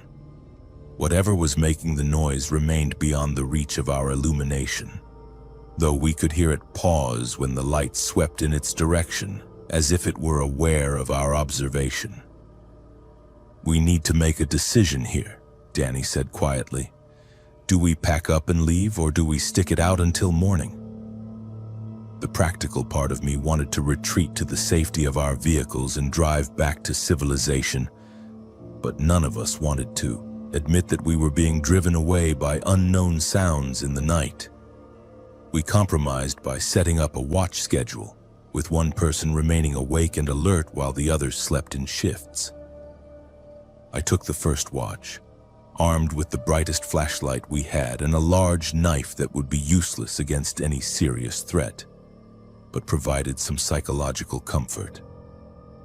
During my 2-hour watch, I heard the creature moving around our campsite in what appeared to be a wide circle, always staying just beyond the range of my flashlight. The sound suggested something much larger than any native Arizona predator, moving with surprising stealth considering its apparent size. Occasionally I would catch glimpses of what might have been eyeshine reflecting my light, but never clearly enough to identify the source. Jake's watch passed without major incident, though he reported hearing what sounded like breathing or panting from somewhere in the darkness. Mike's watch brought the most disturbing development yet: tracks. When dawn broke and we could examine our surroundings in daylight, we found footprints in the sandy areas around our campsite that defied easy explanation. The tracks were roughly humanoid in shape, but much larger than any human foot, measuring approximately 18 inches in length. They showed distinct toe impressions and what appeared to be claw marks, though they were not consistent with known bear or mountain lion track patterns. The tracks formed a clear circuit around our campsite, maintaining a consistent distance of about 50 yards from our tents. Whatever had made them had spent considerable time observing us during the night, walking in a pattern that suggested intelligence and purpose rather than random animal behavior. More disturbing than the tracks themselves was what we found in one of the clearer impressions. At the heel of the largest footprint, embedded in the sand, was a piece of bone that appeared to be from a human hand. The bone was old and weathered, bleached white by sun exposure, but unmistakably human in origin. We photographed the tracks and the bone fragment before packing our gear as quickly as possible. None of us spoke much during the breakdown process, but we were all thinking the same thing. We needed to leave the area immediately and report our findings to the appropriate authorities. The drive back to Cave Creek Road seemed to take forever, though it was the same route we had used to enter the area. Every shadow seemed to conceal potential threats, and we found ourselves checking the mirrors constantly for signs of pursuit.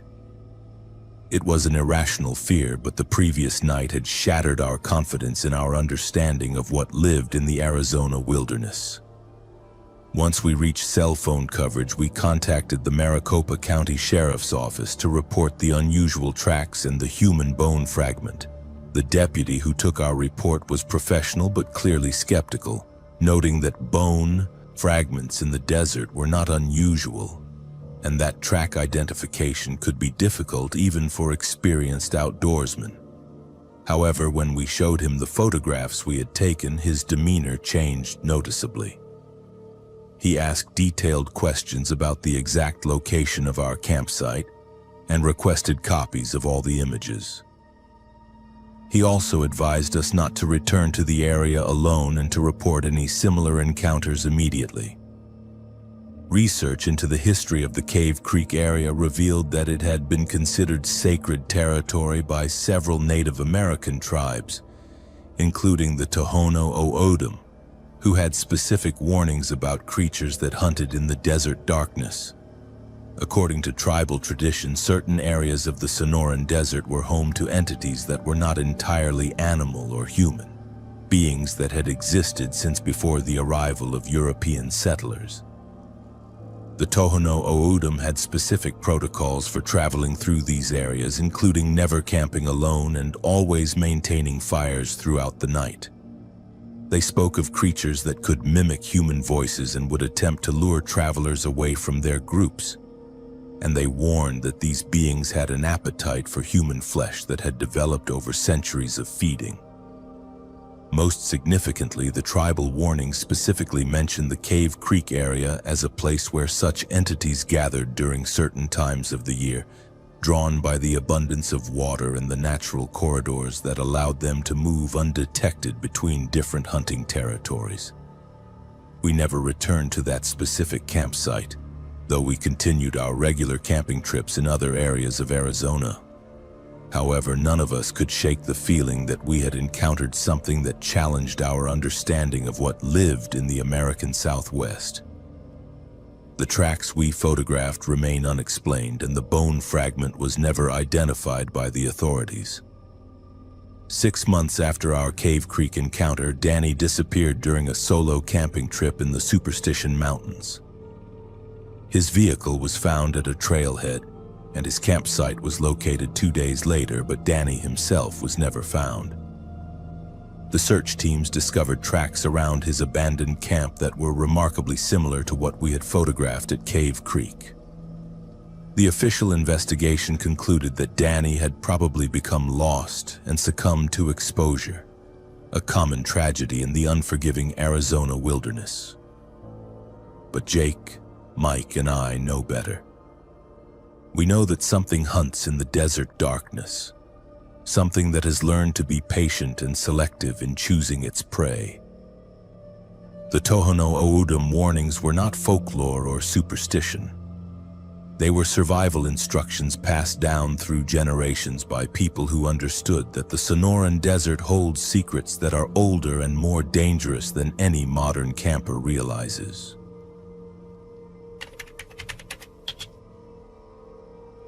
My name is Derek, and until 6 months ago I worked the graveyard shift at a 24-hour grocery store in Tucson. Most people think overnight retail is easy money, but they have never experienced the strange parade of humanity that emerges after midnight in the desert. I had been working there for 3 years, long enough to recognize the regulars. The insomniacs buying ice cream at 2 a.m., the hospital workers grabbing energy drinks between shifts, the construction crews stocking up before dawn. But there was one customer who defied every pattern I thought I understood about late-night shoppers. She first appeared on a Tuesday in October, precisely at 3:33 a.m. I remember the exact time because our system automatically logs every transaction, and something about her visit felt significant enough that I checked afterward. She was an elderly woman, probably in her 70s, with silver hair pulled back in a tight bun and wearing a faded floral dress that looked like it belonged to another decade. Her skin had that papery quality that comes with extreme age, but her eyes were sharp and focused in a way that made me uncomfortable. She moved through the store with purpose, selecting the same items every single time: a gallon of whole milk, a loaf of white bread, a package of ground beef, a bag of carrots, a box of salt, and finally a single red candle from the seasonal aisle. The order never varied, not once. She would place each item carefully in her cart, moving with deliberate precision through the empty aisles while the fluorescent lights hummed overhead. At first, I assumed she was just another creature of habit. Plenty of elderly customers develop rigid routines. But as weeks passed, her visits became more unsettling. She never spoke beyond the bare minimum required for the transaction. When I would greet her or ask how her night was going, she would simply stare at me with those piercing eyes and nod once. Her silence felt heavy, loaded with meaning I could not decipher. The strange thing was how she paid, always exact change, always the same crumpled bills and worn coins, as if she had been carrying the same money for decades.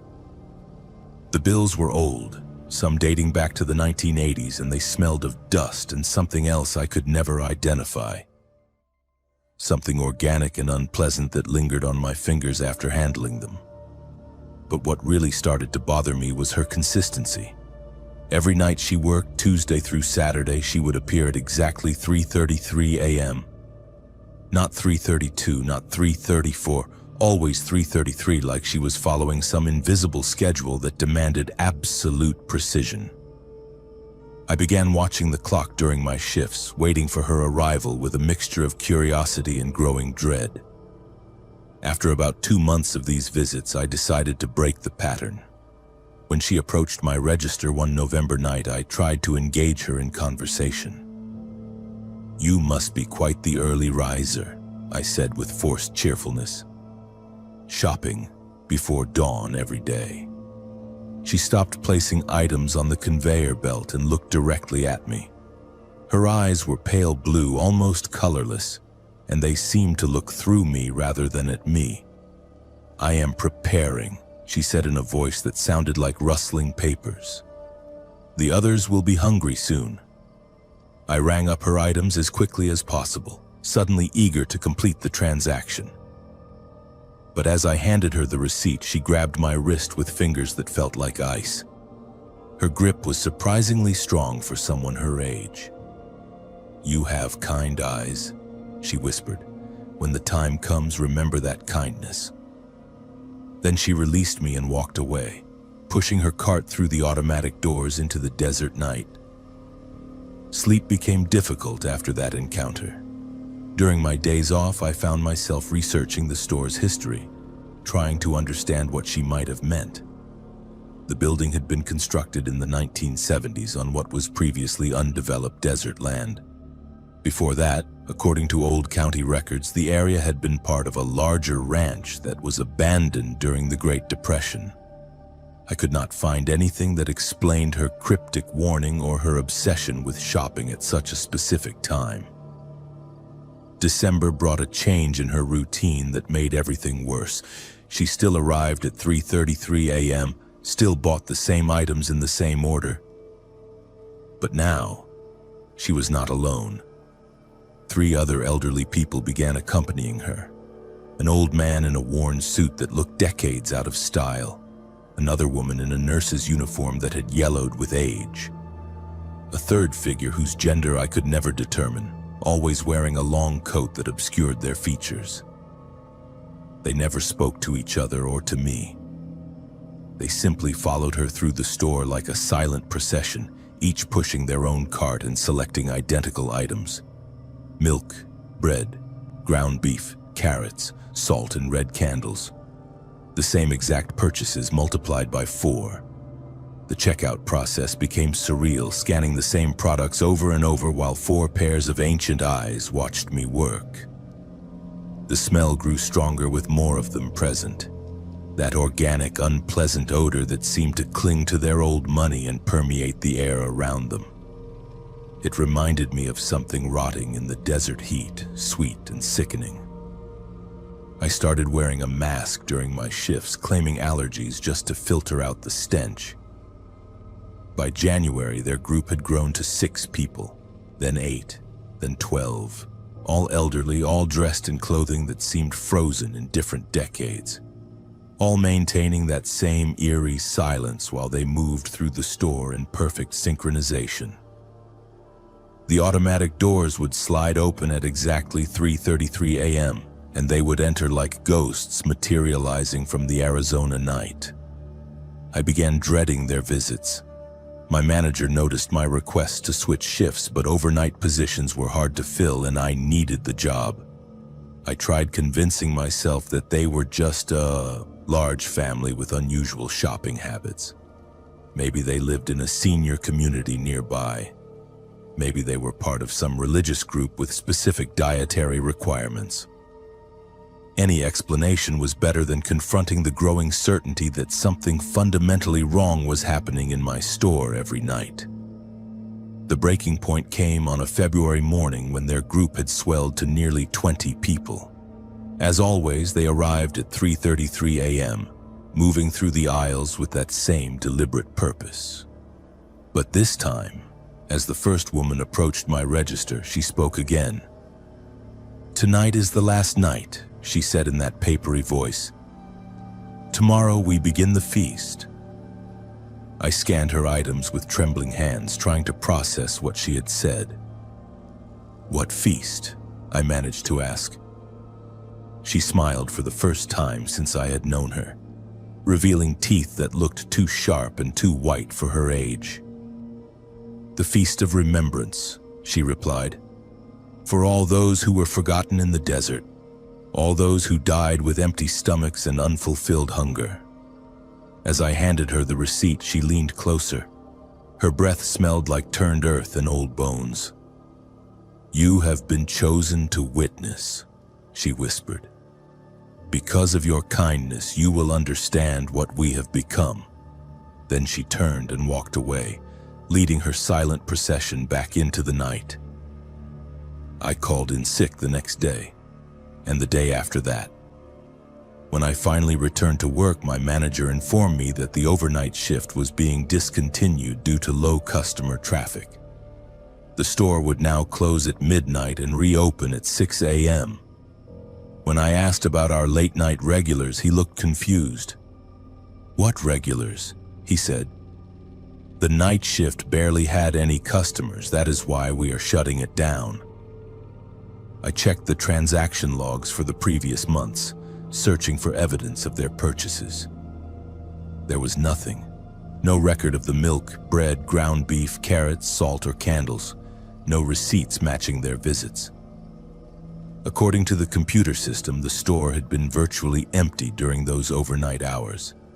But I know what I saw. I know what I experienced.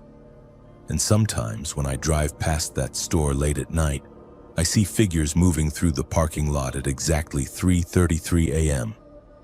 They carry shopping bags filled with provisions for a feast that exists somewhere between memory and hunger, between the living world and whatever lies beyond it in the vast Arizona desert.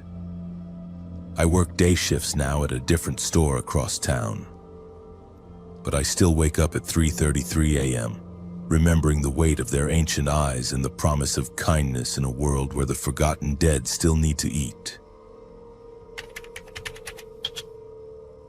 My name is Carlos, and for 3 years I worked as a security guard at London Bridge in Lake Havasu City, Arizona. Most people know the bridge's history, how it was purchased from England in 1968 and transported stone by stone to Arizona, where it was reconstructed over the Colorado River. What fewer people understand is that some things from Victorian London made the journey along with the bridge itself, things that were never meant to cross an ocean or survive in the Arizona desert. Lake Havasu City was created specifically around the relocated London Bridge as a tourist destination and retirement community. The bridge spans a channel of the Colorado River, connecting the mainland to a small island that houses shops, restaurants, and the London Bridge Resort. During peak season, thousands of visitors cross the bridge daily, taking photographs and marveling at this piece of authentic British architecture transplanted into the American Southwest. My job as a security guard involved monitoring the bridge and surrounding areas from 10 p.m. to 6 a.m., when foot traffic was minimal and most businesses were closed. The work was generally routine, consisting mainly of deterring vandalism, preventing people from climbing on the bridge structure, and ensuring that the lighting systems remained functional throughout the night. The bridge is beautiful during daylight hours, with its stone arches reflecting in the Colorado River and the distant mountains providing a dramatic backdrop. At night, however, it takes on a completely different character. Architectural lighting illuminates the Victorian stonework, creating deep shadows between the lampposts and transforming the familiar tourist attraction into something that feels much older and more mysterious than its 1970s reconstruction would suggest. During my first month on the job, I attributed the strange atmosphere to my unfamiliarity with working alone in such a historically significant location. The bridge was originally built in London in 1831, and it had witnessed over a century of Thames River crossings before its relocation to Arizona. It seemed natural that such an ancient structure would feel different from modern buildings, especially during the quiet hours of the night shift. The first incident occurred on a Thursday night in November, approximately 6 weeks after I began working. I was making my routine patrol across the bridge around 2:30 a.m. when I noticed a woman standing at the center span, leaning against the stone parapet and looking down at the water. This was not unusual in itself, as people sometimes came to the bridge late at night for romantic moments or quiet contemplation. However, something about the woman's appearance struck me as wrong for the time period and weather conditions. She was wearing what appeared to be a long Victorian dress, complete with bustles and elaborate trim that seemed authentic rather than costume-like. Her hair was arranged in an intricate style that belonged to the 19th century, and she wore no modern jewelry or accessories that I could see. More concerning was her behavior. She was not simply admiring the view or taking photographs. Instead, she appeared to be preparing to climb over the parapet, positioning her hands on the stone ledge in a way that suggested she intended to jump into the river below. I approached her immediately, identifying myself as security and asking if she needed assistance. She turned toward me with a face that was pale beyond what could be explained by the bridge lighting, and her eyes held an expression of desperate sadness that seemed to encompass more grief than any single person should be able to carry. "He promised to meet me here," she said in an accent that was distinctly British and belonged to no contemporary regional dialect I had ever heard. "He said we would be together, but he has not come. I cannot wait any longer." I tried to engage her in conversation while moving closer, following the suicide prevention protocols I had learned during security training. I asked her name, tried to understand what she was waiting for, and offered to call someone who could help her with whatever problem she was facing. "My name is Margaret," she replied, "and I have been waiting for Henry since 1888. He was supposed to meet me at the bridge so we could start our new life together, but he never came. I cannot bear the waiting anymore." As she spoke, I realized that despite the clear night air, I could see my breath when I exhaled, as if the temperature had dropped dramatically in the area immediately around her. The cold seemed to emanate from her presence, creating a pocket of winter air that extended perhaps 10 feet in all directions. I was close enough now to see details that made my rational mind struggle to process what I was witnessing. Her skin had a translucent quality that seemed to glow with its own pale light. Her Victorian dress appeared to be made of expensive fabric, but it was stained with what looked like river water and showed signs of significant deterioration. Most disturbing were her eyes, which reflected the bridge lights like mirrors but seemed to contain no pupils or iris structures. When she blinked, which she did very rarely, her eyelids moved with mechanical precision that looked unnatural in a living person. "Margaret," I said carefully, "this is Arizona, not London. The year is 2023, not 1888.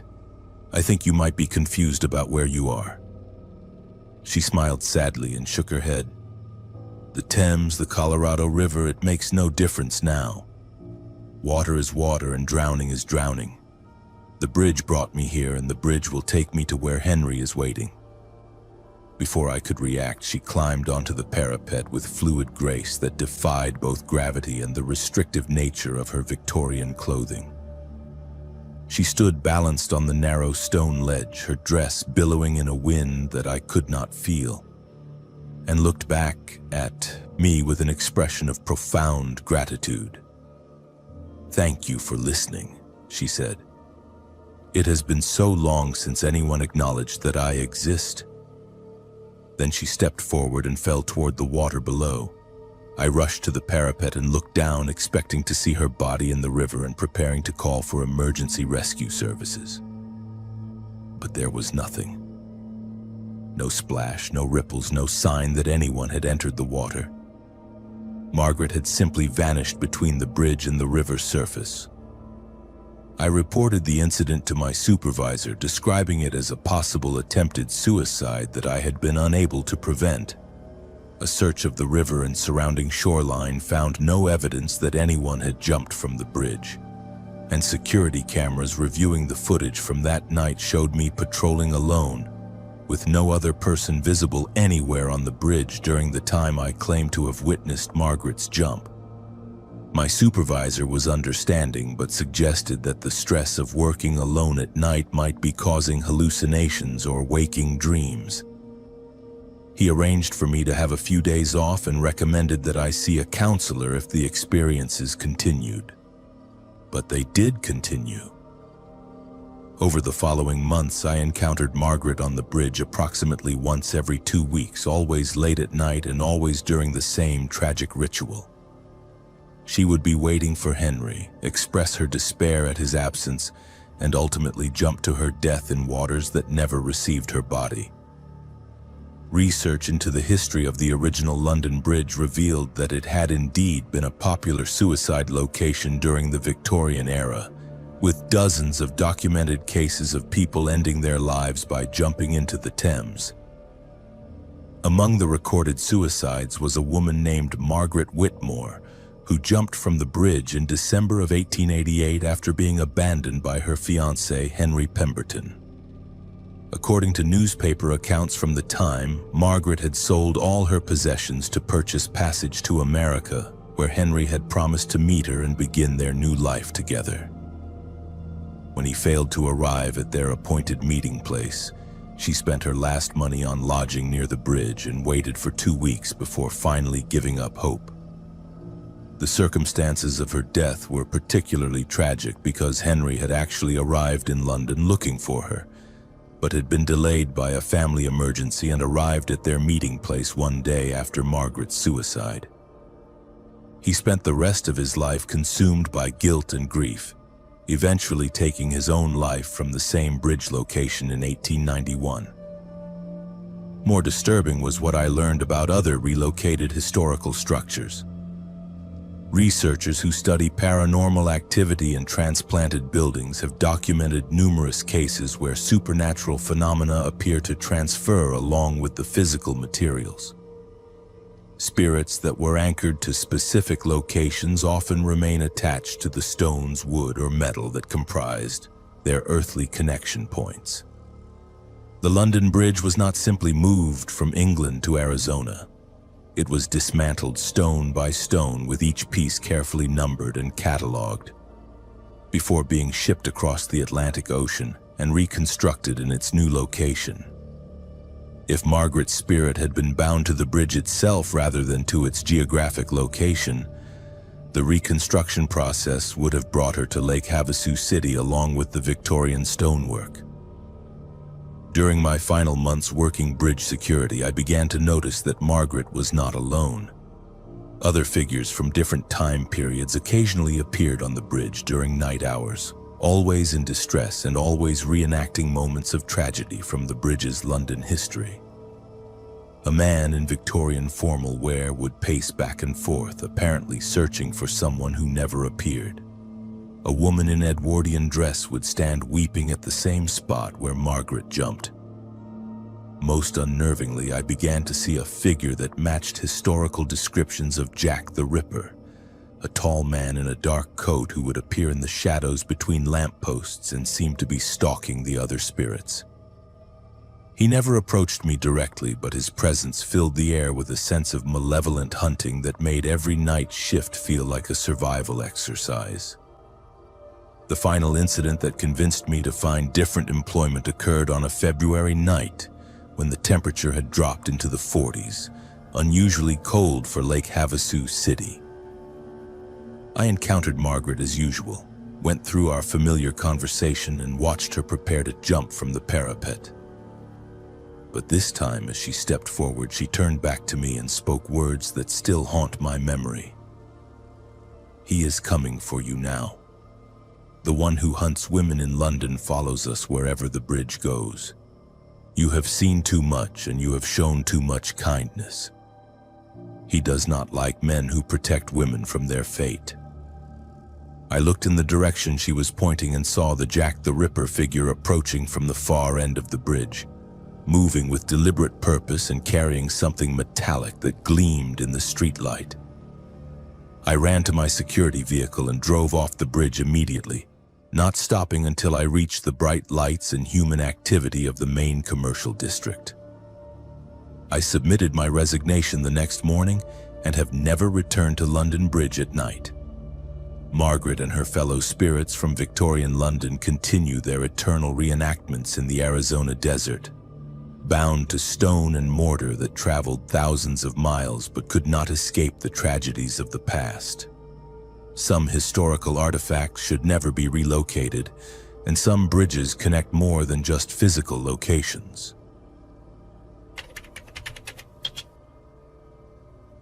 My name is Robert, and I have been a traveling pharmaceutical sales representative for over 12 years. My territory covers the entire Southwest, which means I spend roughly 200 nights per year in hotel rooms across Arizona, New Mexico, and Colorado.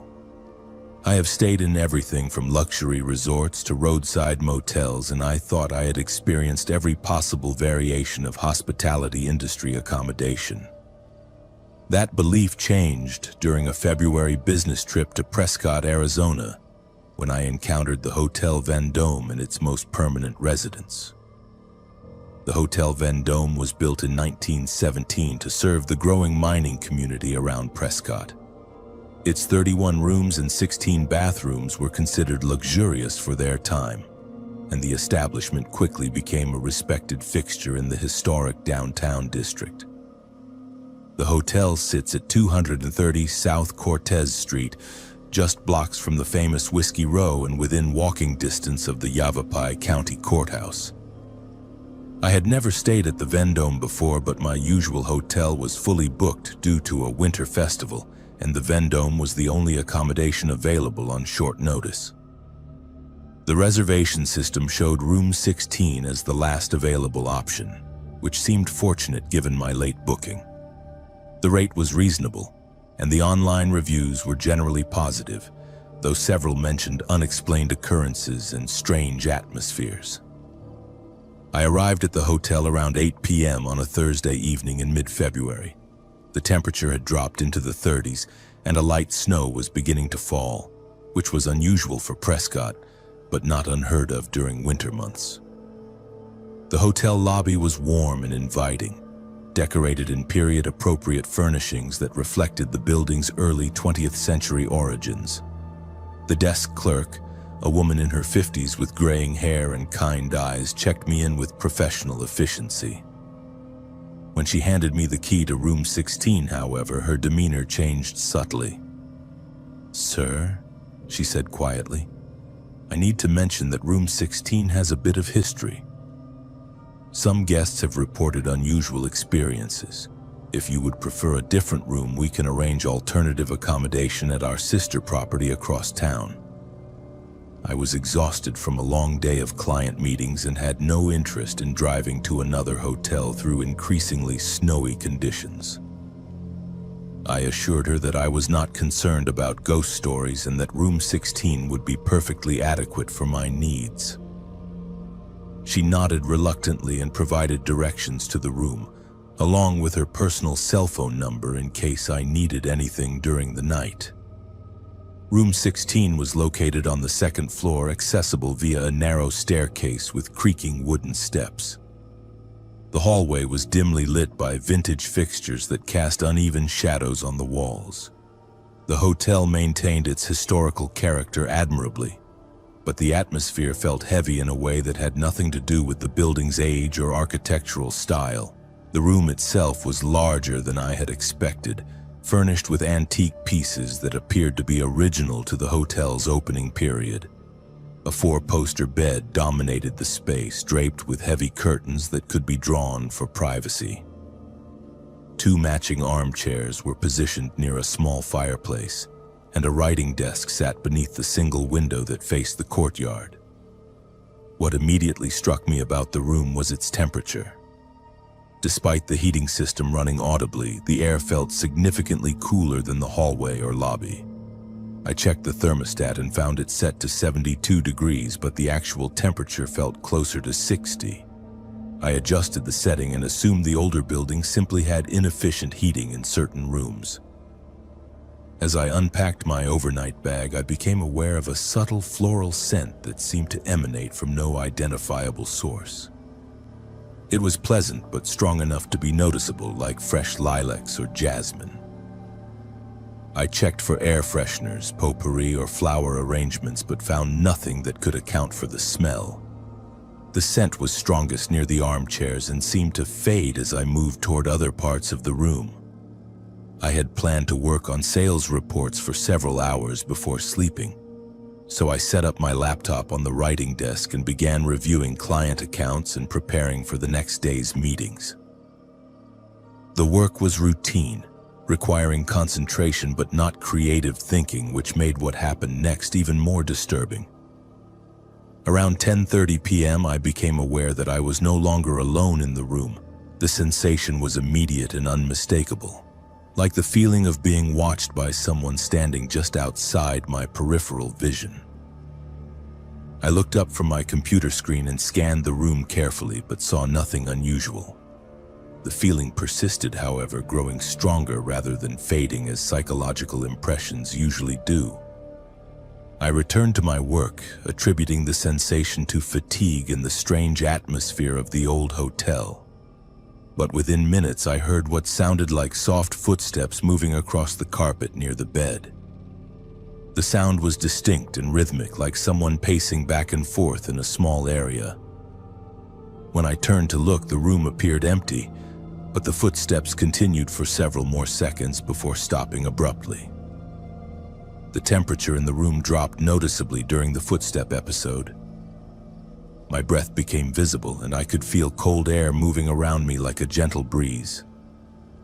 The floral scent intensified to the point where it was almost overwhelming, filling my nostrils with the heavy sweetness of funeral flowers.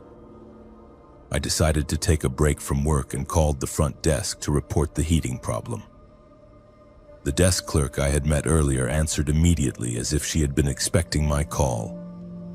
"Mr. Thompson," she said before I could identify myself, "are you experiencing difficulties in room 16? I described the temperature issue and asked if maintenance could check the heating system. She listened patiently before explaining that the hotel had recently upgraded all their HVAC equipment, and room 16's system was functioning normally according to their monitoring systems. She offered to send someone to check the room personally, but something in her tone suggested this would be a futile exercise. "Sir," she continued carefully, "room 16 has a particular history that affects some guests more than others."